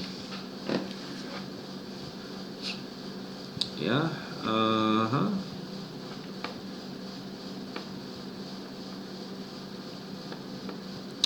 misalnya di Matius 10 ayat 42 di sini ya. Dan siapapun juga yang memberi minum salah satu dari yang kecil ini dengan secangkir air dingin saja dalam nama seorang muridku, sesungguhnya aku berkata pada kalian, ia tidak akan kehilangan pahalanya, gitu kan. Jadi ketika kita melakukan sesuatu untuk seseorang juga, gitu kan, ya kita kita tidak akan kehilangan pahala, begitu ya, kita tidak akan kehilangan pahala ya. Jadi ini bahkan Tuhan menyebut sesuatu yang sangat kecil ya, yaitu memberi minum, bahkan memberi minum ya. Jadi sehingga yang dalam khotbah itu ya kan dikatakan bahwa kalau kita katakanlah memberitakan Injil, lalu ada orang dimenangkan gitu kan ya, lalu orang tersebut katakanlah yang dimenangkan itu melakukan hal yang bagus juga untuk Tuhan gitu ya, ya maka ya Tuhan akan ada hitungannya juga di situ untuk kita. Saya rasa konsep itu tidak ada salahnya gitu ya, nggak cocok-cocok saja gitu ya. Nah jangan diartikan lalu persis sama dengan MLM juga gitu. Itu kan semacam istilah saja gitu ya, semacam istilah, karena MLM juga beda-beda ya semuanya ya. Artinya gini, bentuk pahala kita ini kan juga bukan uang ya, bukan poin atau apa begitu ya. Bentuk pahala kita ini sengaja di dalam Alkitab itu masih belum disebutkan dengan sangat terang sekali gitu ya. Bahkan kalau kita baca dalam Alkitab sering kita hanya bilang tidak akan kehilangan pahala, tidak akan kehilangan hadiah, lalu ada kadang-kadang disebut mahkota, lalu ada kadang-kadang disebut juga harta di sorga dan sebagainya. Tapi dalam bentuk apa itu belum dinyatakan kepada kita sebenarnya. Karena kalau dibilang harta di sorga, saya yakin itu berbeda total dengan harta kita di dunia ini gitu ya. Karena apa? Kita kalau di dunia ini dikasih harta itu apa sih? Ya kayak emas lah gitu ya. Kalau emas masih jauh lebih berharga daripada ini ya. Kalau Anda dikasih rupiah hari ini, nggak usah rupiah, semua lah, dolar apapun, tapi rupiah apalagi gitu kan, itu terus kehilangan value ya. Rupiah itu terus kehilangan value ya, terus kehilangan nilai karena inflasi ya. Bahkan terhadap mata uang lain saja rupiah kok lemah banget gitu rasanya. Saya masih ingat beberapa tahun lalu ke ringgit saja rupiah itu 3.000-an, lalu lari ke 3.500. Belakangan ini kok saya lihat hampir 4.000 gitu, ringgit loh ya, ringgit. Kita belum bicara dolar gitu. Oke, jadi di dunia ini kita anggap dikasih emas bagus ya, karena emas naik terus.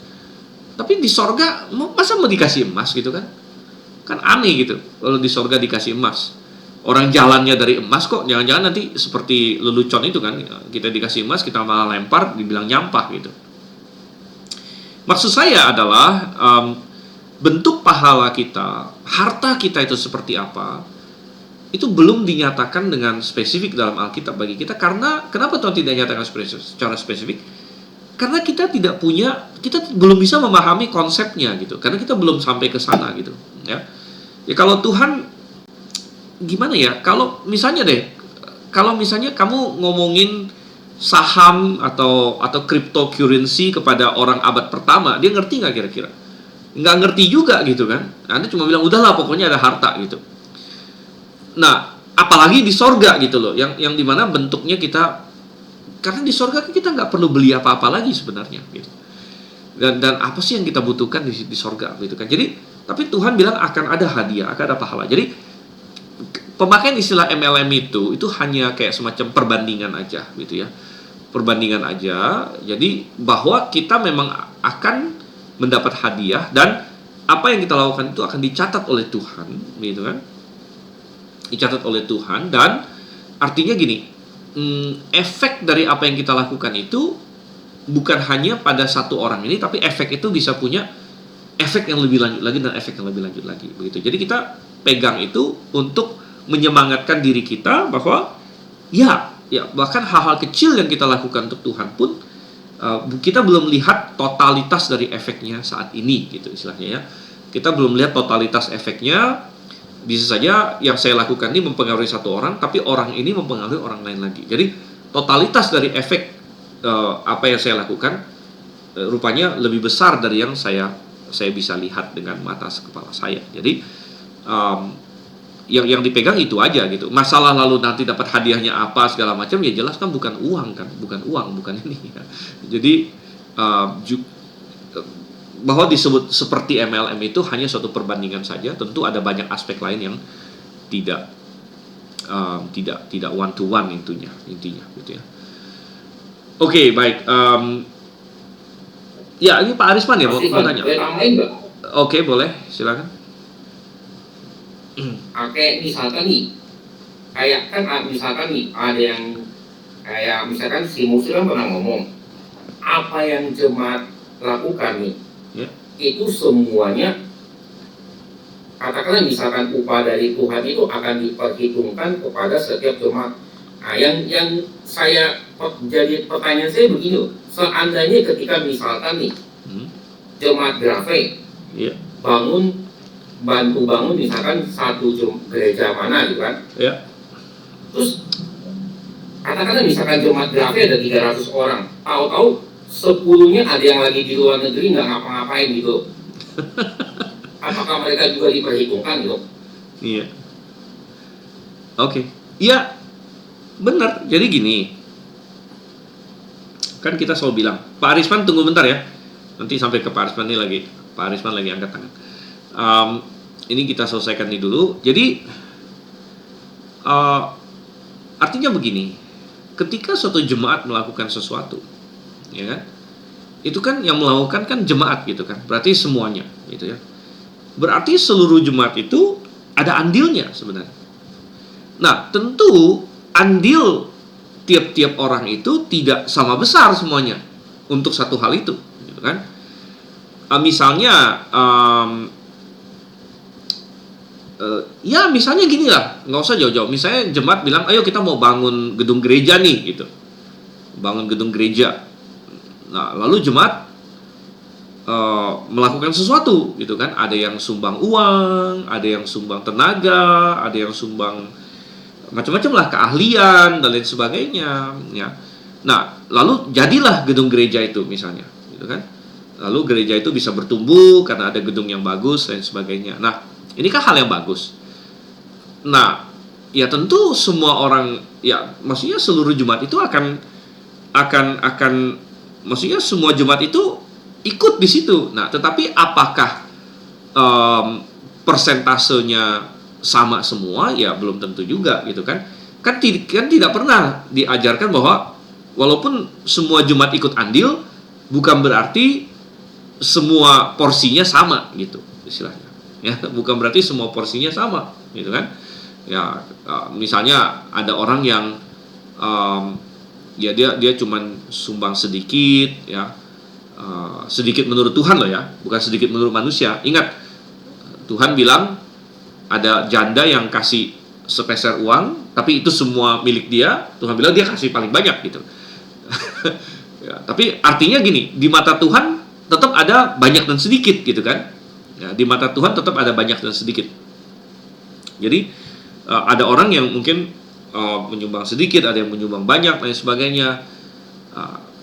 Jadi intinya gini, kita biarkan Tuhanlah yang menghitung. Kalau suruh kita hitung kan kita pusing gitu, dan kita nggak tahu hati orang, dan kita nggak tahu sistemnya. Jadi kita serahkan saja sama Tuhan dengan suatu keyakinan bahwa Tuhan itu fair, ya. Tuhan itu fair, dan Tuhan itu maha tahu, dan Tuhan itu, dan kadang-kadang kita jangan menganggap, misalnya kita anggap seseorang nggak melakukan apa-apa, belum tentu juga gitu kan. Siapa tahu dia melakukan banyak gitu, ya. Tanpa kita ketahui contohnya, gitu kan, tanpa kita ketahui. Jadi ketika kita bergabung dalam satu jemaat, ya minimal kita menyumbang badan gitu kan. Minimal kita menambahkan semangat di situ ya. Dan ada banyak hal lain lagi yang kita lakukan, yang intinya gini lah, Tuhan yang bisa membagi-bagi porsi masing-masing, karena Tuhan maha tahu, dan Tuhan yang tahu hati, dan Tuhan punya sistem dia yang kita nggak bisa. Kalau suruh saya yang bagi, nggak mungkin, saya angkat tangan dulu, saya nggak tahu ini gimana cara baginya ya. Tapi Tuhan tahu ya, jadi itu terserah Tuhan gitu ya. Jadi tapi memang benar bahwa kita tergabung dalam satu jemaat, maka berarti kita ikut mendukung apa yang dilakukan oleh jemaat tersebut gitu ya, dan kita bisa mendapat bagian gitu dari situ. Tapi bukan berarti semua anggota jemaat itu porsinya sama untuk setiap pekerjaan juga begitu ya. Oke, moga-moga cukup jelas. Oke, Pak Arisman tadi angkat tangan nih, ada boleh tanya, silakan. Atau itu? Oke, mari Pak. Iya. Kalau saya sebenarnya sih yang terbesar itu, saya kalau di dalam hal tinggal di sana ini yang sudah menerima anugerah itu, sebenarnya itu keselamatan paling besar dari segalanya kalau saya lihat Pak. Iya kan ya? Iya benar. Itu keselamatan ini. Jadi saya bertani ke orang pun karena sudah sebenarnya itu juga selamat kan gitu Pak, seperti di Matius 28 itu ya. Bagaimana supaya mereka selamat kan itu Pak ya. Jadi saya nggak beruntung misalnya berapa upah, saya nggak sama pilihan sana, sebab anugerah itu sudah terima duluan, maka kita mau bertindak kan gitu kan Pak ya sebenarnya. Kalau saya lihat dari saya ya. Iya benar Pak. Begitu Pak. Iya benar. Oke, jadi mau sedikit komentar aja atau ada pertanyaan Pak? Ya. Jadi kemudian satu lagi Pak mengenai tadi itu the body of Christ. Apakah kita ini bagi seperti kalau apa mungkin kedokterannya, apa misalnya ada masuk racun ke tubuh, ada di sana khusus imunisasi atau segala apa begitu Pak kira Pak. Gimana Pak mengenai body of Christ tadi itu? Oke, body of Christ, tubuh Kristus dikaitkan dengan imunisasi Pak. Maksudnya gimana? Enggak bisa ada masuk semua. Ada masuk racun apa kan termasuk juga yang kita minum. Bakteri, apa virus kan ada di dalam juga tubuhnya. Gimana apa begitu kira Pak? Bisa menangkal yang masuk dalam tubuh. Oke, baik. Oke, baik ya. Baik, pertanyaan baik. Oke, jadi mungkin tadi pertama Pak Arisman, mungkin Pak Arisman tidak tahu ya latar belakang tadi pertanyaan Pak Alyong itu karena ada berkaitan dengan khotbah yang barusan ya. Tapi memang benar bahwa ya pahala, ya maksudnya berkat terbesar sudah kita miliki, yaitu kita diselamatkan ya. Tapi kita tetap dirangsang oleh firman Tuhan juga, yaitu Alkitabiah, untuk mengejar upah begitu, untuk mengejar upah. Jadi Paulus mengejarnya gitu kan. Jadi Paulus sudah diselamatkan, tapi dia mengejar panggilan sorgawi, dia mengejar upah. Jadi kita mengucap syukur untuk keselamatan yang kita miliki, tapi kita boleh nggak menginginkan ya upah dari Tuhan, pahala dari Tuhan? Ya boleh, tentu saja. Kemudian pertanyaan kedua tadi, jemaat sebagai tubuh Tuhan. Tapi kalau di dunia ini ya, kan kalau tubuh itu kadang-kadang ada virus masuk ya, ada bakteri, ada macam-macam. Mungkin pertanyaannya, ada nggak relevansinya dengan metafor tubuh Tuhan gitu ya? Nah ini sangat menarik sekali karena begini, karena kita percaya bahwa tubuh Tuhan itu adalah jemaat lokal, ya bukan jemaat universal, karena konsep jemaat universal sendiri nggak ada sebenarnya. Karena kita percaya satu jemaat lokal itu tubuh Tuhan, ya. Tapi gini, jemaat lokal itu kadang-kadang, walaupun kita berusaha supaya semuanya orang yang diselamatkan, tapi kadang-kadang ada orang yang tidak diselamatkan yang masuk bergabung ke dalamnya. Nah, kadang-kadang orang bertanya, bagaimana itu kok bisa jadi tubuh Tuhan gitu kan? Kok bisa tubuh Tuhan padahal mungkin tergabung di dalamnya orang yang belum diselamatkan dan lain sebagainya. Minimal untuk sementara waktu gitu kan. Dan saya rasa pertanyaan Pak Arisman ini cukup mewakili di sini ya, dan memberikan semacam iluminasi bahwa sama seperti tubuh manusia, kadang-kadang di dalam tubuh kita ada yang sebenarnya bukan dari bagian tubuh ya, tapi untuk sementara berada dalam tubuh itu. Ya, entah itu benda asing, entah itu tadi bakteri, virus dan lain sebagainya ya, yang bisa untuk sementara waktu berada dalam tubuh kita, tapi sebenarnya bukan bagian dari tubuh kita, begitu, bukan benar-benar bagian dari tubuh kita, begitu kan? Nah demikian juga kita melihat kenapa jemaat lokal atau suatu jemaat di suatu lokasi itu bisa disebut tubuh Tuhan, padahal kadang-kadang ada orang yang yang sebenarnya belum selamat dan lain sebagainya, bisa saja kadang-kadang ada di dalamnya, begitu ya. Ya maka kita bilang itu adalah sesuatu yang sementara. Ya, sama seperti tubuh manusia juga, sementara waktu bisa saja ada benda asing di dalamnya, ya, benda asing dalam tubuh yang bukan sebenarnya bagian dari tubuh. Ya. Dan demikian juga di dalam jemaat lokal tubuh Tuhan, kadang-kadang bisa ada orang yang katakanlah bukan benar-benar bagian dari tubuh Tuhan itu, bukan benar-benar orang yang diselamatkan, gitu ya. Untuk sementara waktu ada di sana, gitu. Oke, jadi itu pertanyaan yang bagus di situ. Oke, nah saya mau lanjut di sini ya. Ya rupanya kita ini ya, semoga-moga masih ada waktu nih. Oke, lanjut ke, nah saya akan cepat saja. Wahyu 3:1 kepada malaikat jemaat di Sardis. Wahyu 3:6, siapa mempunyai telinga hendaklah ia mendengarkan apa yang Roh katakan kepada jemaat-jemaat. Ini sudah yang kelima. Lalu Wahyu 3:7 yang keenam, malaikat jemaat di Philadelphia, ya, pasal 3:13. Siapa mempunyai telinga hendaklah ia mendengarkan apa yang Roh katakan kepada jemaat-jemaat. Ini sudah yang ke-6. Dan yang ke-7 dan terakhir, dan kepada malaikat jemaat di Laodikia, dan ayat 22, siapa mempunyai telinga hendaklah ia mendengarkan apa yang Roh katakan kepada jemaat-jemaat. Ya. Kemudian itu adalah untuk 7 jemaat di situ. Dan terakhir ya adalah di Wahyu pasal 22 ayat 16. Dan yang menarik adalah di 3 pasal pertama kitab Wahyu, kata eklesia itu muncul sering sekali, banyak kali ya tadi kita baca. Tapi kemudian dari pasal 4 dan seterusnya itu nggak ada gitu, nggak ada kata jemaat muncul lagi di pasal 4 sampai pasal 22 nanti baru muncul satu kali lagi terakhir. Ya itu kenapa? Itu adalah karena masa gereja selesai di dalam Wahyu pasal 4 ya. Nah ini kita masuk eksegesis Wahyu, tapi saya singgung sedikit saja bahwa di Wahyu pasal 4 itu terjadi rapture atau pengangkatan, dan dunia masuk ke zaman tribulasi, orang-orang percaya diangkat ke sorga, tidak ada lagi jemaat Tuhan yang benar di dunia ini sejak di Wahyu pasal 4. Nah, masih akan ada banyak gereja tentunya, tapi gereja-gereja yang bukan jemaat Tuhan sebenarnya ya.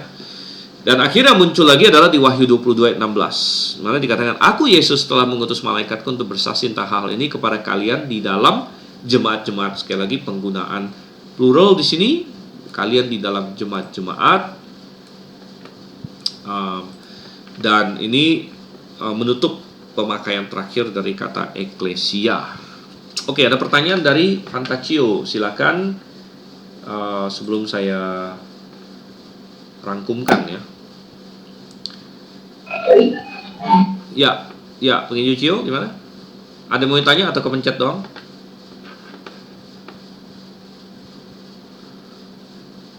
Oke, mungkin kepencet ya. Pak Wasis silakan, Pak Wasis. Ya Pak, Ya. dia bertanya Pak Stephen. Ya, silakan. Kalau kita lihat dari sisi manajemen kan ya, manajemen modern itu, Iya. terorganisasi semakin terpusat semakin kuat, ya semakin bagus dan itu efektif untuk menjalankan pelayanan Tuhan ya, semakin maksimal, gitu ya. Dan contohnya kalau seandainya GAP punya sinode, gitu, walaupun ada GAP-GAP di tempat lain ya, Iya.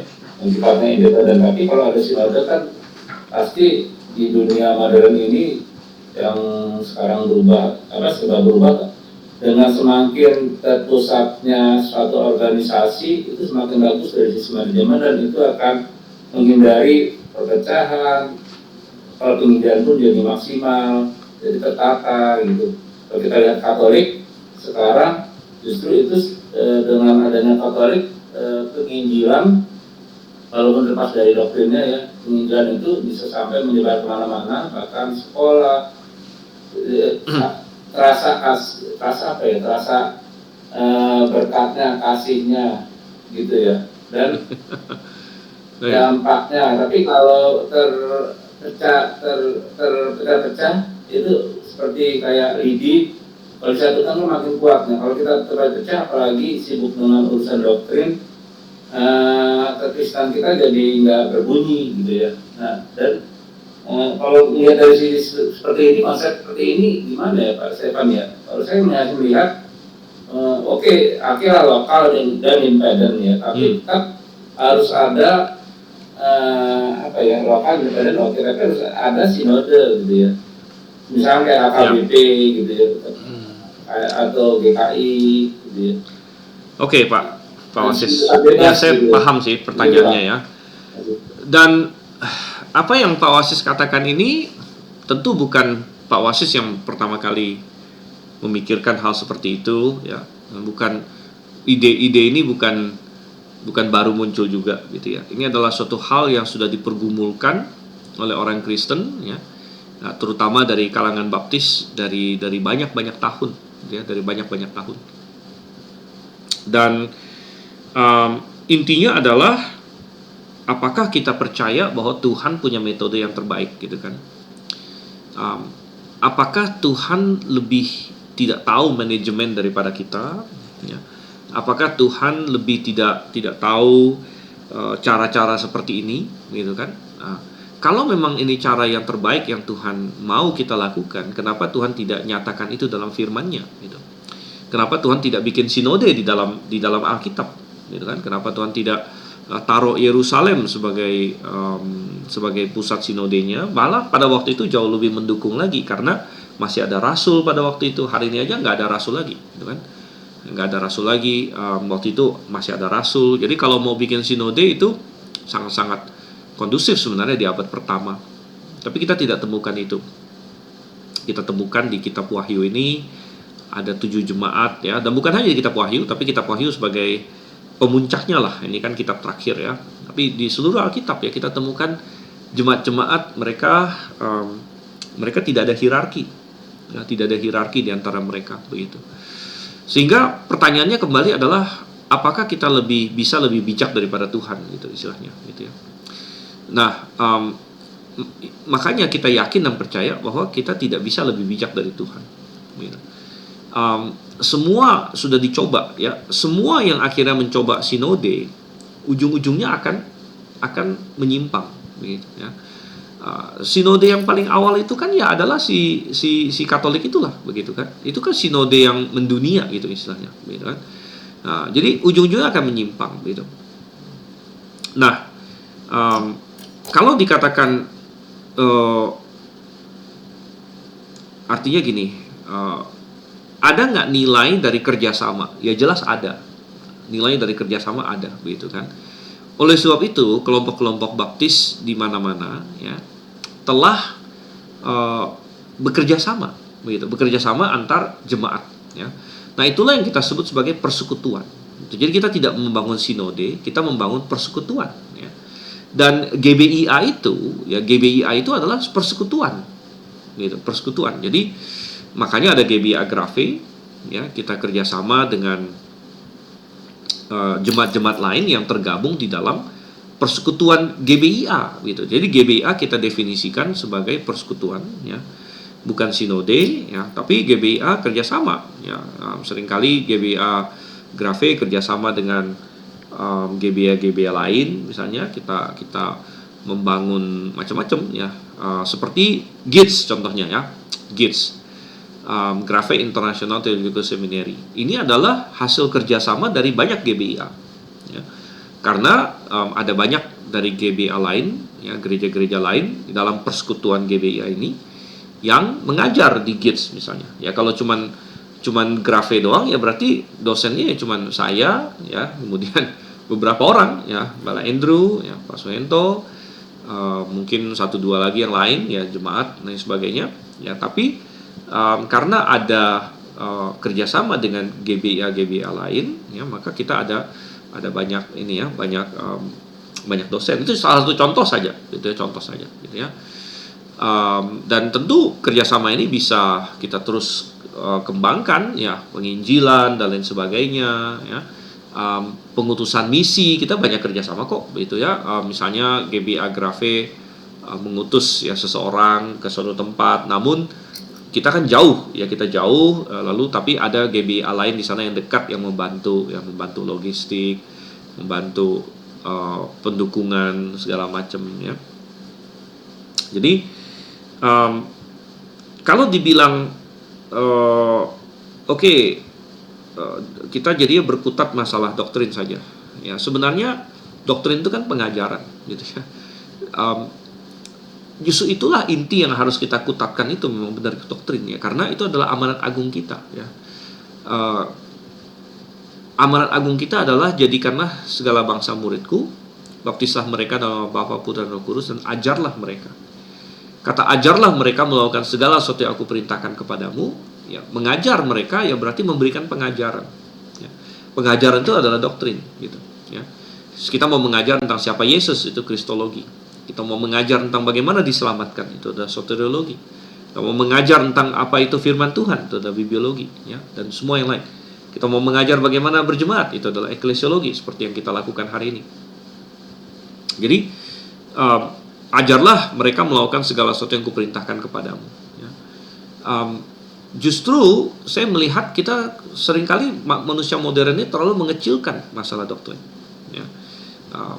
Terlalu mengecilkan masalah doktrin, sehingga seperti tadi katakan, oh jangan kita berkutat di masalah doktrin dong.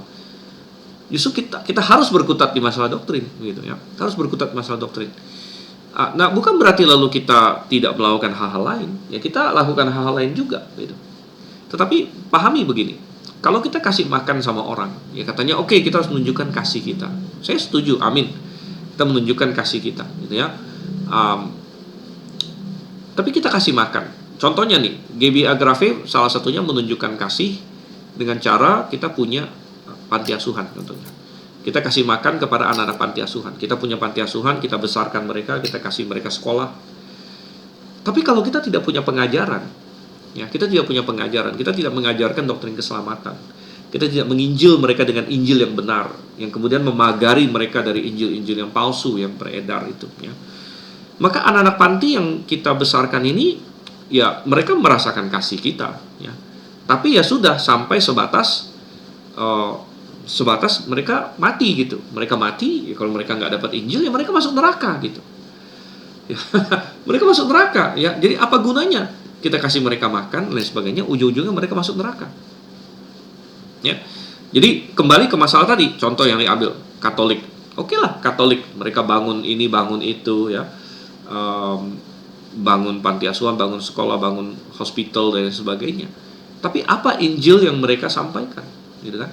Apa Injil yang mereka sampaikan? Injil yang berdoa kepada Maria, Injil yang keselamatan melalui baptisan dan pekerjaan baik dan sakramen-sakramen. Ya. Jadi apakah benar-benar itu kasih yang ilahi atau kasih dalam kasih dalam hanya dalam benak dan imajinasi manusia saja, gitu kan? Jadi kembali saya menantang kita untuk mari kita pakai kacamata Tuhan, ya, termasuk dalam apa, bagaimana sih manajemen gereja, gitu kan, manajemen gereja. Makanya ya kalau kita mau berdasarkan hikmat manusia, ya kita nggak usah pakai Alkitab kalau gitu, ya. Kita tinggal aja ambil buku manajemen, ya, manajemen, dan gereja di manajemen sebagai perusahaan aja kalau gitu. Lebih canggih lagi kan, kita ngikutin Google atau Tesla atau Apple, gitu kan, ada headquarternya, ada markasnya, ada segala macam semua yang lain. Ya, kita bisa, ya, perusahaan-perusahaan ini filantropis juga loh, ya, kayak Google apa segala macam, mereka habiskan miliar-miliar dolar untuk apa, charity dan apa segala macam, ya. Tapi kita bilang enggak, kita ini berbeda, begitu kan. Kita menunjukkan kasih kita, ya. Kalau kita mampu untuk bantu orang secara fisik, amin, bagus, kita lakukan. Tapi yang kita memiliki sesuatu yang tidak bisa dilakukan orang lain, ya. Kasih makan orang bisa dilakukan oleh Google, oleh pemerintah, oleh perusahaan, oleh banyak yang lain bisa melakukan itu. Nah, saya tidak berkata gereja nggak usah, ya. Kalau gereja punya kemampuan itu silahkan, bagus juga, bikin dampak. Tapi gereja punya sesuatu yang tidak dimiliki oleh pemerintah, tidak dimiliki oleh perusahaan, tidak dimiliki oleh yayasan. Apa itu yang gereja punya yang tidak mereka semua miliki itu? Gereja punya pengajaran tentang bagaimana masuk surga, soteriologi, ya, pengajaran tentang yang mana firman Allah yang bisa mengubah hidup kamu, bibliologi, dan semua lagi yang lain. Pengajaran tentang dunia ini akan jadi seperti apa, eskatologi. Gereja punya kebenaran. Gereja punya kebenaran. Yayasan tidak punya kebenaran, pemerintah tidak punya kebenaran, perusahaan tidak punya kebenaran, semua yang lain tidak punya kebenaran. Jemaat adalah tiang penopang dan dasar kebenaran. Ya, oleh karena itu kita tidak bisa memanage gereja seperti pemerintah, seperti perusahaan, seperti yayasan, dan sebagainya, karena gereja adalah tiang penopang dan kebenaran. Kita perlu memanagenya sesuai dengan Alkitab, gitu ya. Nah, inilah yang mau kita bahas di eklesiologi ini, gitu ya. Oke, panjang lebar ya. Moga-moga bisa menangkap. Ini saya stop dulu ininya pertanyaannya, kecuali sangat mendesak sekali. Misalnya menanggapi tadi yang saya ngomong atau ini, tapi kalau enggak coba kita ini dulu, karena saya mau berlanjut dulu, gitu ya. Saya mau berlanjut dulu. Kalau enggak kita nggak selesai nih bahannya. Nanti boleh disimpan lagi, gitu ya. Nggak masalah. Ini saya senang kalian bertanya, bukan tidak senang ya. Tapi coba kita lanjut dulu ya, kita lanjut dulu. Jadi saya ingin, oke, kita udah selesai nih kan di ini. Jadi saya ingin kita balik ke sini dulu sebentar ya. Kita balik ke sini sebentar. Jadi apa yang terjadi di ini ya? Apa yang terjadi di Kitab Wahyu ya? Dalam Kitab Wahyu, kesimpulan dari Kitab Wahyu ya, pemakaian eklesia di Alkitab ya, terutama di Kitab Wahyu. Ya, bahwa ya satu, tidak ada ya sistem sinode, hierarki ya, apalagi atau gereja universal ya, di ya, Kitab Wahyu dan di Alkitab secara lebih ya, luas ya. Tidak ada sistem itu. Ya, dua ya, Tuhan menulis kepada 7 jemaat yang spesifik, yang berdiri sendiri ya, berurusan langsung dengan Tuhan ya, menuliskan pada 7 jemaat yang spesifik berdiri sendiri, ya, yang tidak ya saling bawah membawahi, ya, ya, ya, dan tadi Tuhan tidak menulis, sengaja tidak menulis kepada jemaat di Yerusalem, contohnya di Roma, ya, di Konstantinopel, ya, dan lain-lain sebagainya, ya. Tapi kepada 7 jemaat yang spesifik ini, ya. Walaupun ya jemaat ini bertanggung jawab kepada Tuhan, mereka tetap diharapkan, ya, saling memperhatikan, ya. Dan ini muncul di tadi, ya, di Wahyu pasal 3, di mana jemaat-jemaat sekeliling Tiatira, ya, Tuhan harapkan memperhatikan apa yang terjadi di Tiatira. Jadi bisa untuk menolong mereka, bisa untuk belajar dari apa yang terjadi di Tiatira dan lain sebagainya. Ya, ya, dan 7 kali kita bilang frase, ya, Roh berbicara kepada jemaat-jemaat, ya, itu diulangi. Ya, 7 kali frase, barang siapa bertelinga hendaklah yang mendengarkan apa yang dikatakan Roh kepada jemaat-jemaat, ya. Itu berarti, ya, bahwa benar, ya, kita bilang jemaat adalah resipien, ya, penerima dari firman dan kebenaran Tuhan, ya.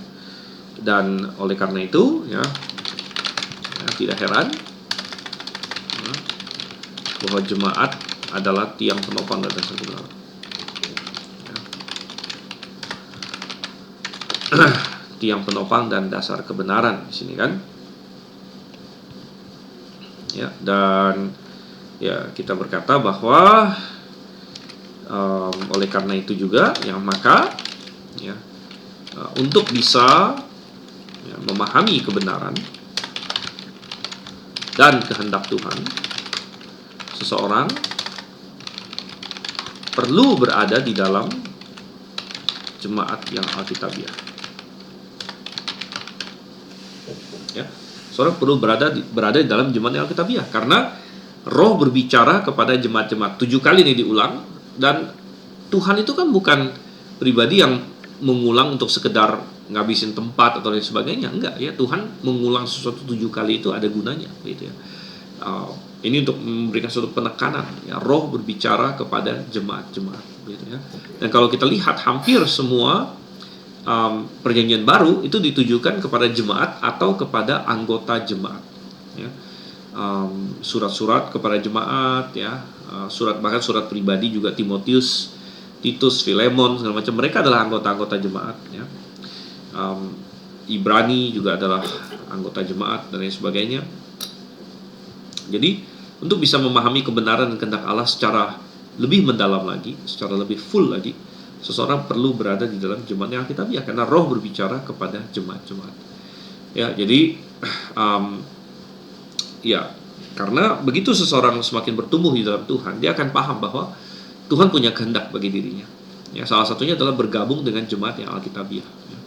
Nah, kalau misalnya seseorang berkata, Tuhan, saya tidak mau bergabung dengan jemaat yang alkitabiah, tapi Tuhan tolong kasih tahu saya kehendak-Mu mengenai pasangan hidup, kehendak-Mu mengenai pekerjaan, kehendak-Mu mengenai ini dan itu, apa istilahnya kepentingan Tuhan untuk menyampaikan kehendaknya kepada kita. Kalau kehendak yang sudah jelas saja kita tidak mau lakukan, gitu, kan. Jadi ini adalah beberapa hal yang penting untuk kita simpulkan di sini. Oke, baik, ya. Jadi kita balik lagi ke sini.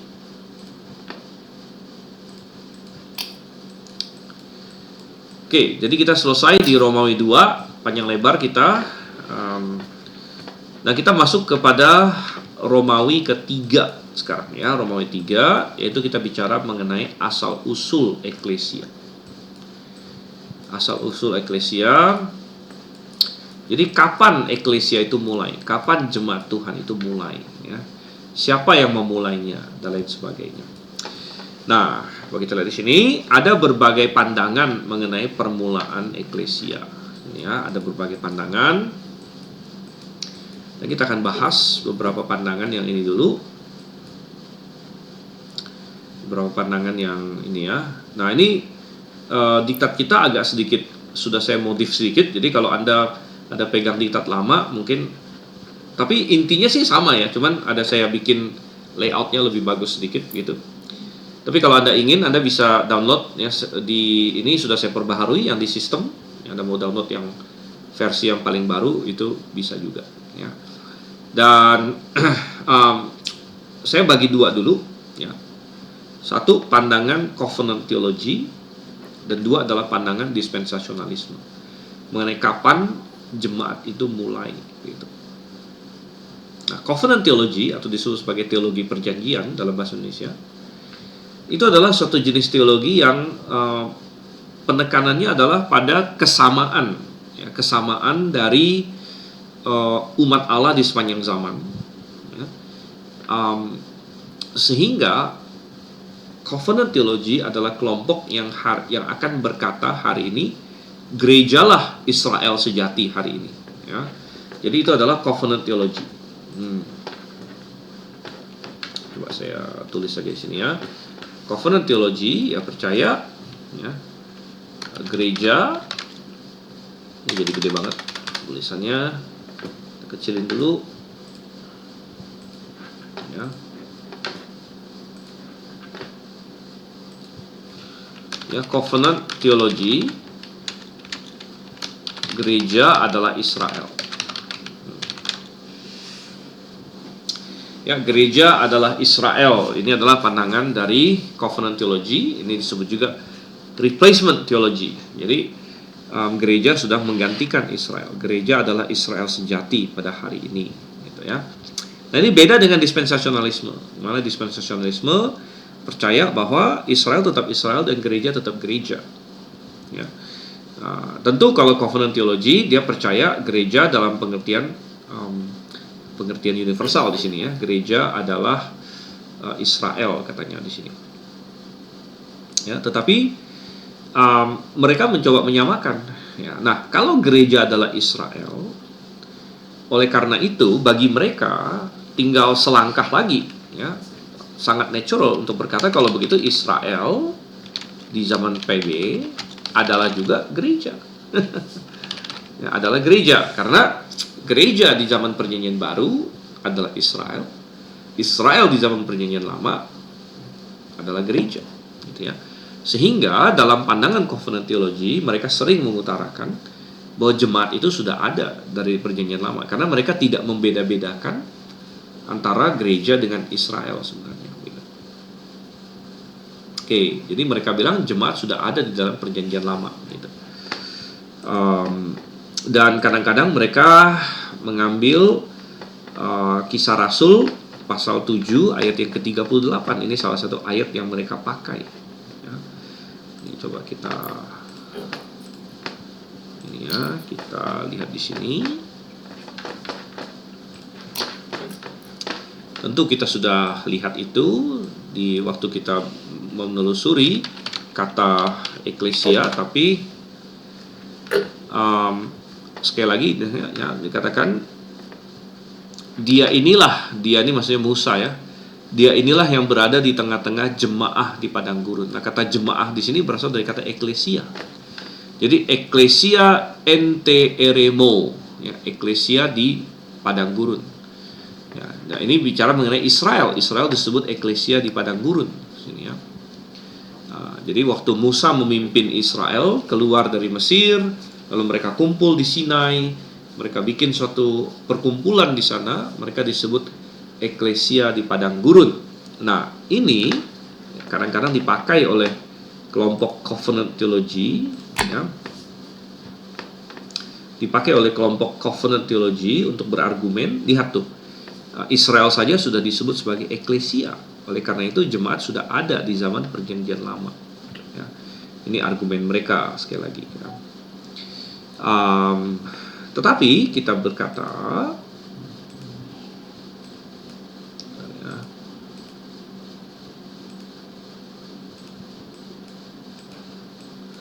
ini kayak kok hilang sih.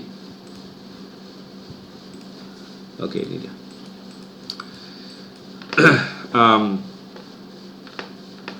Tapi kita berkata, walaupun Israel dalam perjanjian lama memang juga adalah suatu kumpulan, ya, jadi suatu eklesia dalam pengertian umum, tetapi Israel tidaklah sama dengan eklesia Kristus di perjanjian lama, kita bilang, ya. Jadi kita percaya yang di dalam Kisah Rasul 7 ayat 38 tersebut, ketika Israel disebut eklesia di padang gurun, itu bukan eklesia dalam pengertian perjanjian baru, yaitu eklesianya Kristus, ya.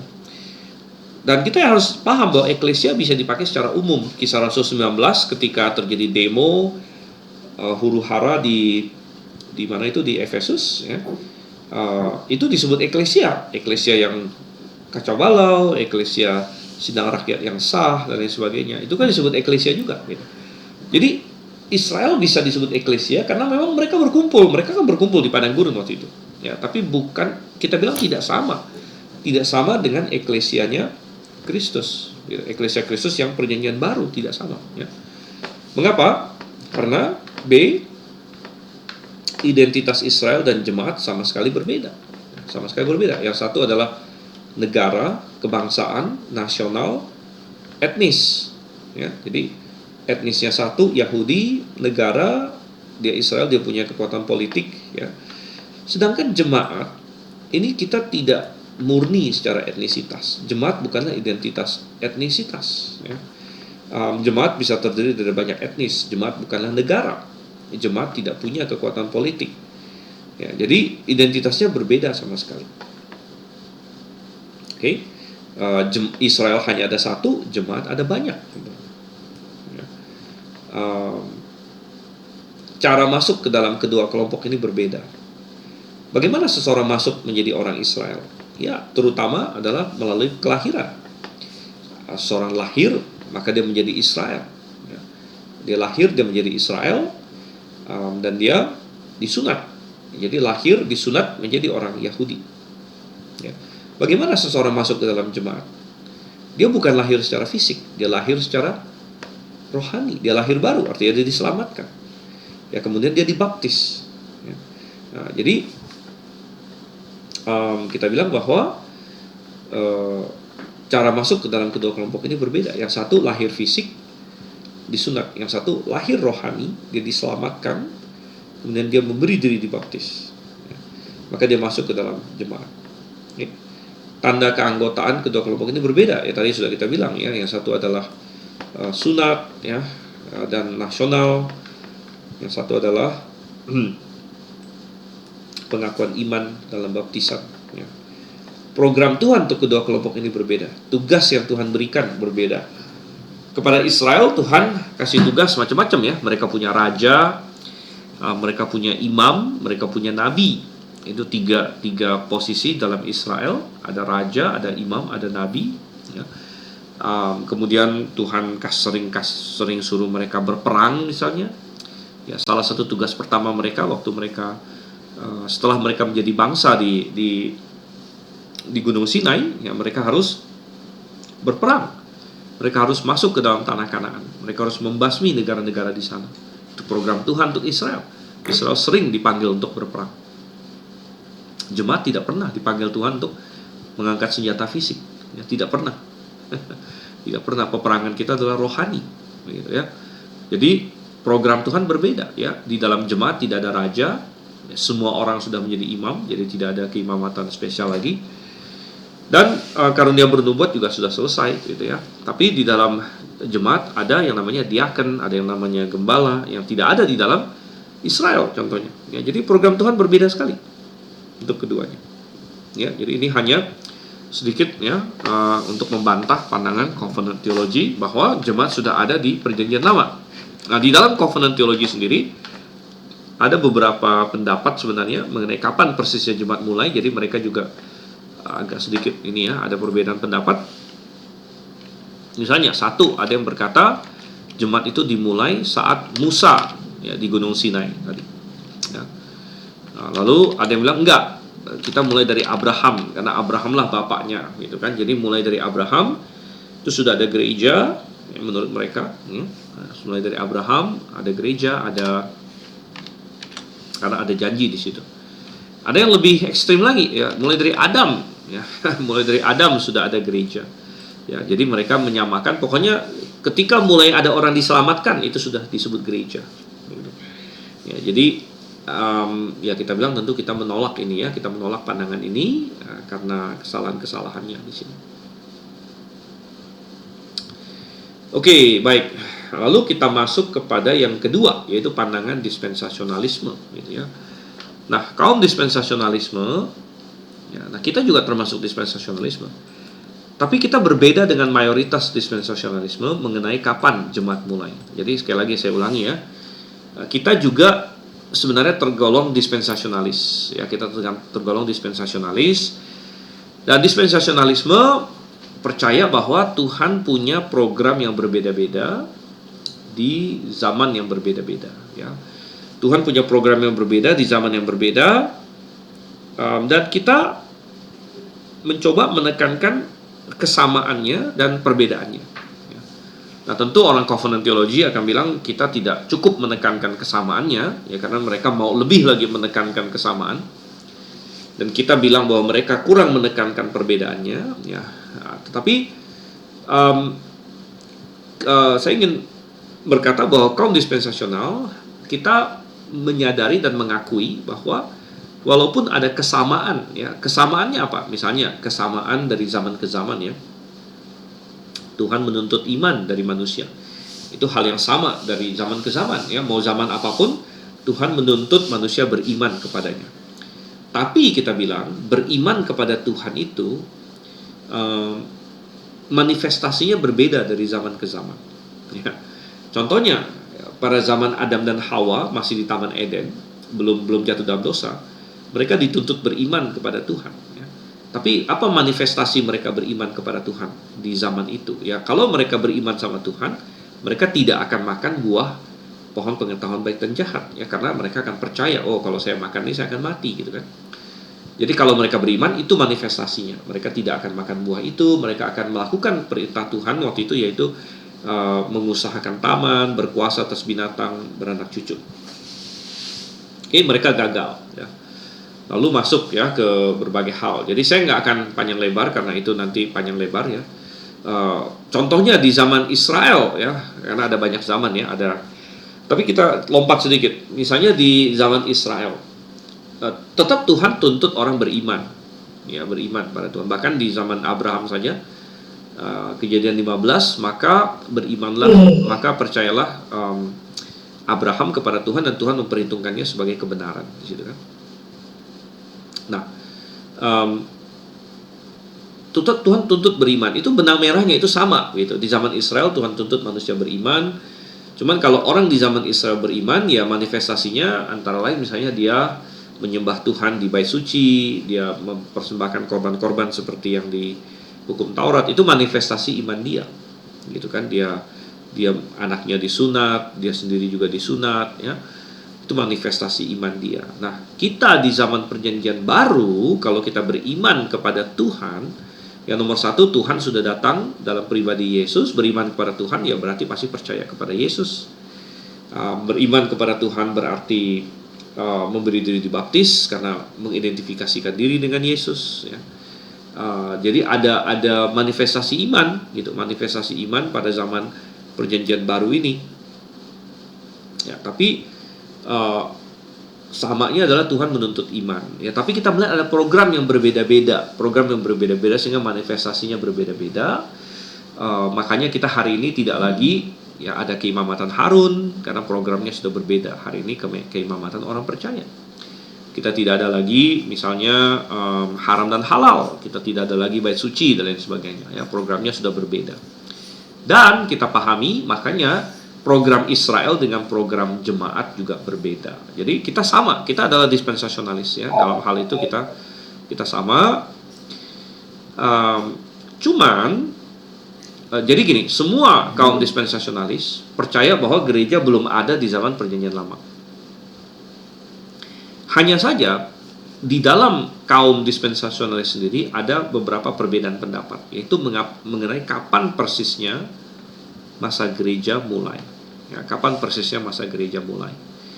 Nah, mayoritas dispensasionalis ya, percaya bahwa masa gereja dan gereja itu sendiri dimulai pada hari Pentakosta. Itu adalah mulainya masa gereja dan mulainya gereja, yaitu pada hari Pentakosta. Ini adalah posisi mayoritas di dalam dispensasionalis. Nah, kita adalah dispensasionalis ya, tapi kita berkata tidak. Dalam hal ini detailnya sedikit salah ya. Detailnya sedikit salah. Jemaat bukan dimulai, gereja bukan dimulai pada hari Pentakosta ya. Melainkan dari pelayanan Yohanes Pembaptis ya, dari pelayanan Yohanes Pembaptis ya. Dan kenapa kita bilang begitu? Ada beberapa hal ya. Nomor satu, karena coba kita lihat di sini, karena Alkitab menyatakan sendiri, ya ini yang paling tegas ya, Alkitab sendiri menyatakan bahwa pergantian zaman itu terjadi pada zamannya Yohanes Pembaptis. Dan saya akan kasih lihat misalnya Matius 11 ayat 13. Sebab semua nabi dan kitab hukum bernubuat sampai Yohanes. Jadi Tuhan yang memberikan batasannya bahwa kitab nabi-nabi dan hukum Taurat itu sampai Yohanes katanya ya. Kemudian di Lukas ya, pernyataan yang boleh dibilang sama, hukum dan nabi-nabi adalah sampai Yohanes. Hukum dan nabi-nabi adalah sampai Yohanes. Jadi ada pernyataan yang dari Alkitab yang memberitahu kita pergantian zamannya itu kira-kira kapan. Ya, pergantian zamannya itu kapan, dan rupanya itu adalah sampai Yohanes gitu.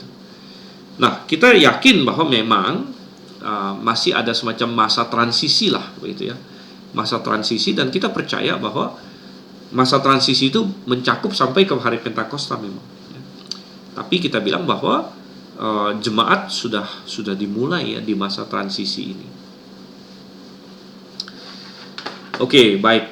Jadi kita balik lagi ke sini. Nah, selanjutnya nanti kita akan lihat ya bahwa ada banyak alasan lagi kenapa jemaat bukan dimulai hari Pentakosta, dan kapan sebenarnya jemaat dimulai kalau begitu. Oke, kita akan bahas itu minggu yang akan datang, karena ternyata sudah 9:12 di tempat saya, yang berarti waktu kita sudah habis ya. Kita sudah habis. Terima kasih untuk semua yang sudah mengikuti, yang sudah bertanya dan sebagainya. Kalau masih ada pertanyaan yang belum terjawab karena masalah waktu, bisa simpan untuk minggu depan atau ditanyakan di WhatsApp group. Ingat ya, kita WhatsApp group ada, jadi bisa ditanya di situ juga. Dan ya jangan ragu-ragu untuk bertanya, walaupun ya demi kita harus bergerak, makanya tadi saya sedikit cut gitu ya. Kalau enggak kita nggak selesai. Oke, baik. Kita tutup dalam doa. Bapa yang surga, kami mengucap syukur untuk kasih-Mu pada kami. Tolonglah supaya kami semakin paham kebenaran-Mu Tuhan, dan kami bukan hanya paham tapi kami mau menerimanya dan melakukannya dalam hidup kami. Tolong supaya kami semakin mengerti kehendak-Mu Tuhan. Kehendak-Mu bukan kehendak kami mengenai jemaat. Kami berdoa dalam nama Yesus Kristus. Amin. Oke, baik. Selamat malam semua dan selamat istirahat. Maranatha. Ya, baik.